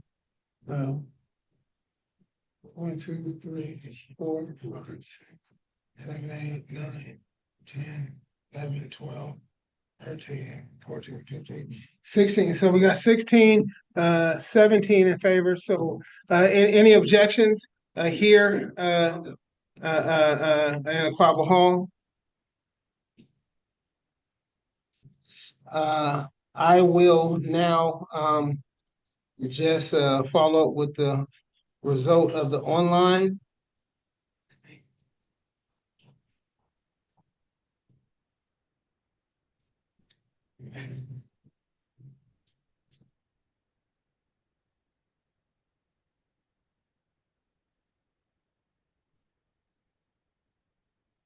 All right, so we have one online coming from Comrade Coco out of Cleveland. Actually, two online coming from Coco and then Comrade Benupti. So it's unanimous. So we got a unanimous.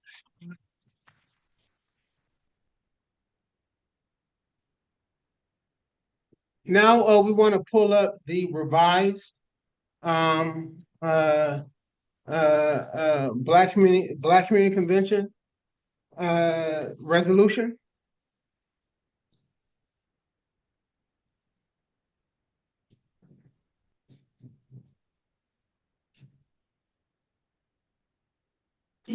Scroll to the be it resolved section.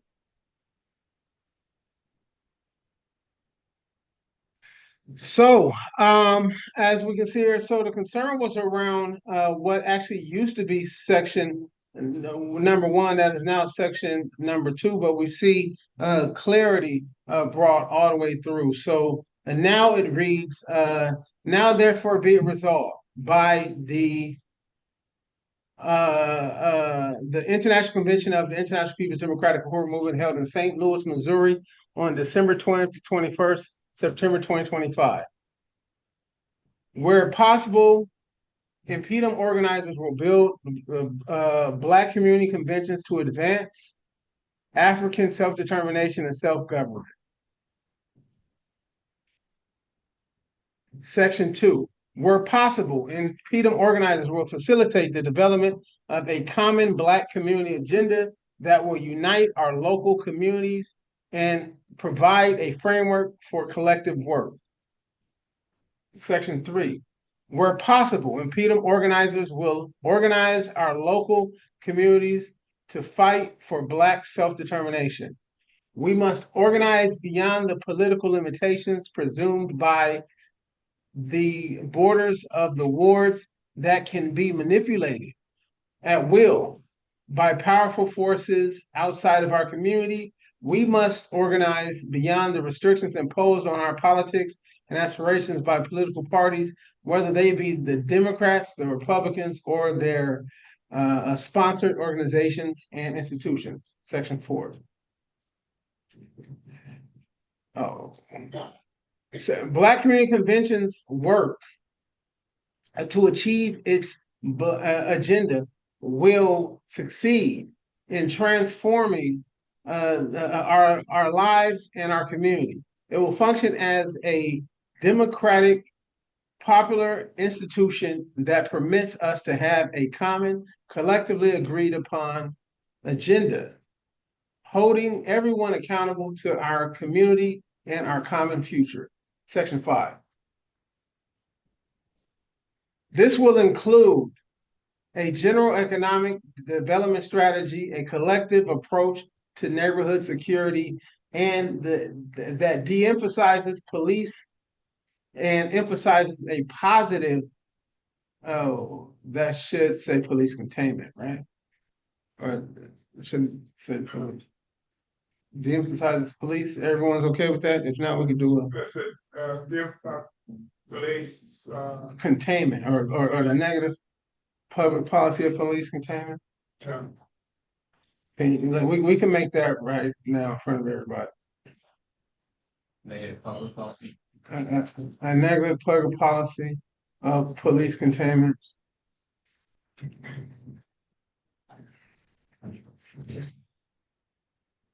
And emphasize a positive public policy of economic development for the African community.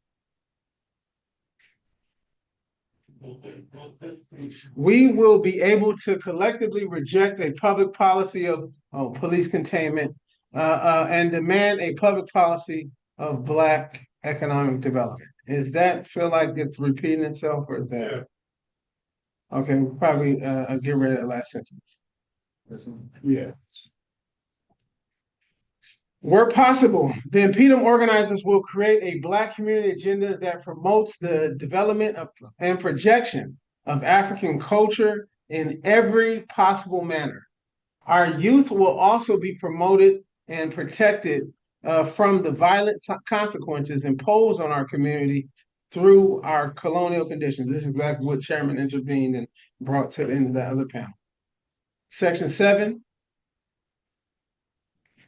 capture of the capture, put that please, and lowercase c, capital T.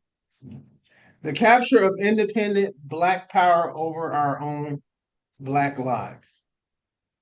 Black community economic self-reliance, the ability to feed, clothe, and house ourselves. Black self-determination, the ability to define our own reality and pursue our unique interests as a people. Section 8, these community conventions should become a permanent democratic mass organization that will continue to advance our agreed upon interests for power over our own lives. Section 9, that this resolution shall be in full force and effect immediately upon its adoption and approval in the manner provided by the Constitution of the International People's Democratic Uhuru Movement and the rules and procedures of the Constitution, which is what we're doing exactly right now. Sorry. People's and procedures of this convention. Sorry. So is that it? That's the end? Yeah. Okay, so that's the end of it. So those are the resolutions. And is there a motion to accept? Move to adopt. Move to adopt. And we got Chairman moves to adopt. Yeah. We got Comrade Emil seconds.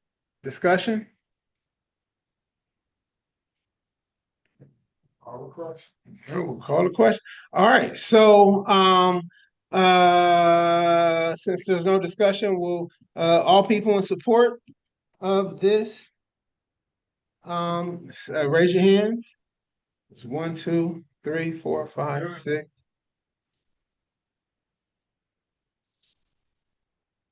All right, so anybody in opposition?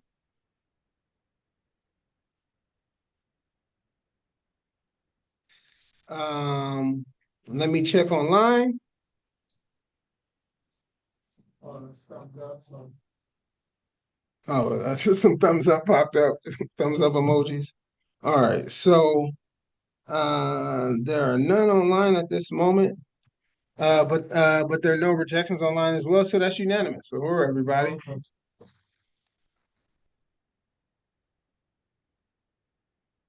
So that brings us to the end of this convention.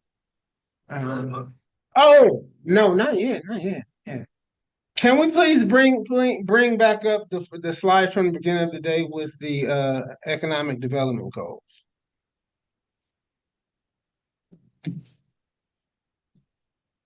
Have we come to the end of our road?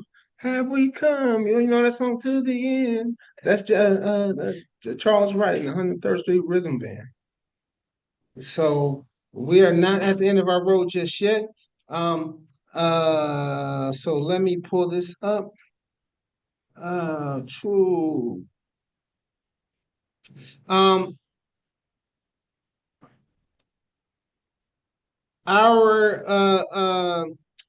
We are only $1,049 away from our new goal of $8,000. That's one person with $50 and 4 people with $250 will take us over the limit. You saw the dynamic work being laid out by the comrade here, and actually that's one person with $1,000. So is there anyone here interested in becoming or committing to becoming a Marcus Garvey member of InPDUM over the next year? One person would take us $49 away from our new goal for the weekend. And that's a commitment. You know, our economic development team will get back in touch with you. All we need is a commitment with your in your envelope slip or online. With make sure you place your contact information. So that would then be two people with 500 and one person, two people with 500, one person with 50. So there are two people that can commit to over the next year $500 donations to the International People's Democratic Uhuru Movement.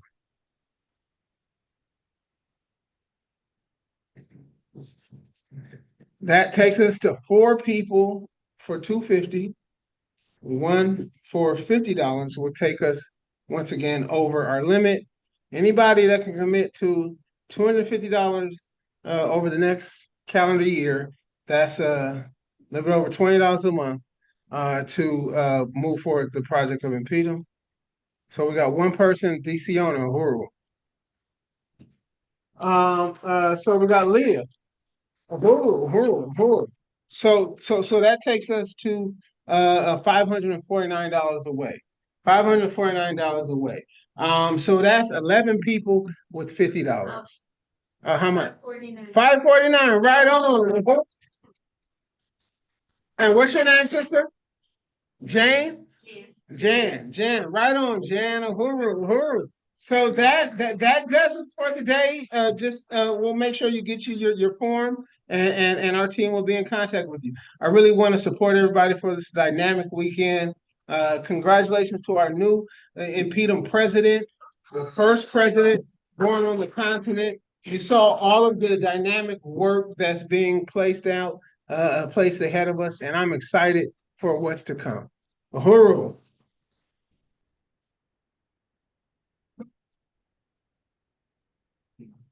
That's a good question.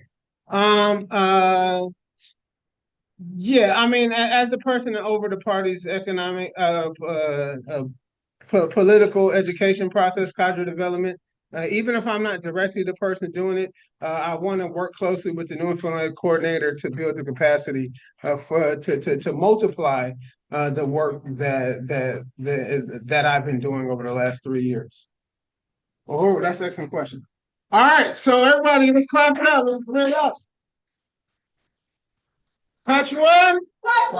Touch one. Guru.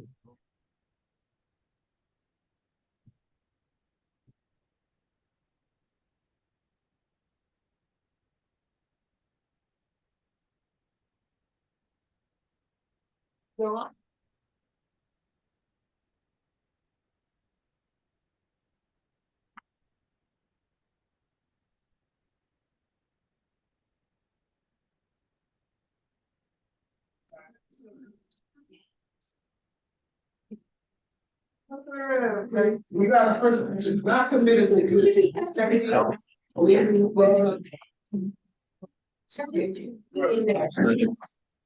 Wallace. Okay.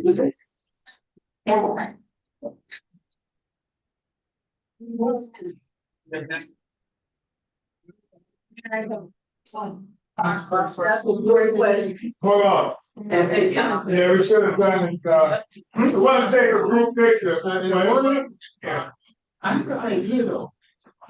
Oh yeah, everybody, let's take a picture, please. Let's take a picture.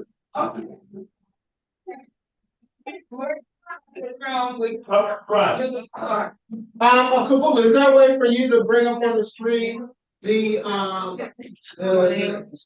banner? Yeah.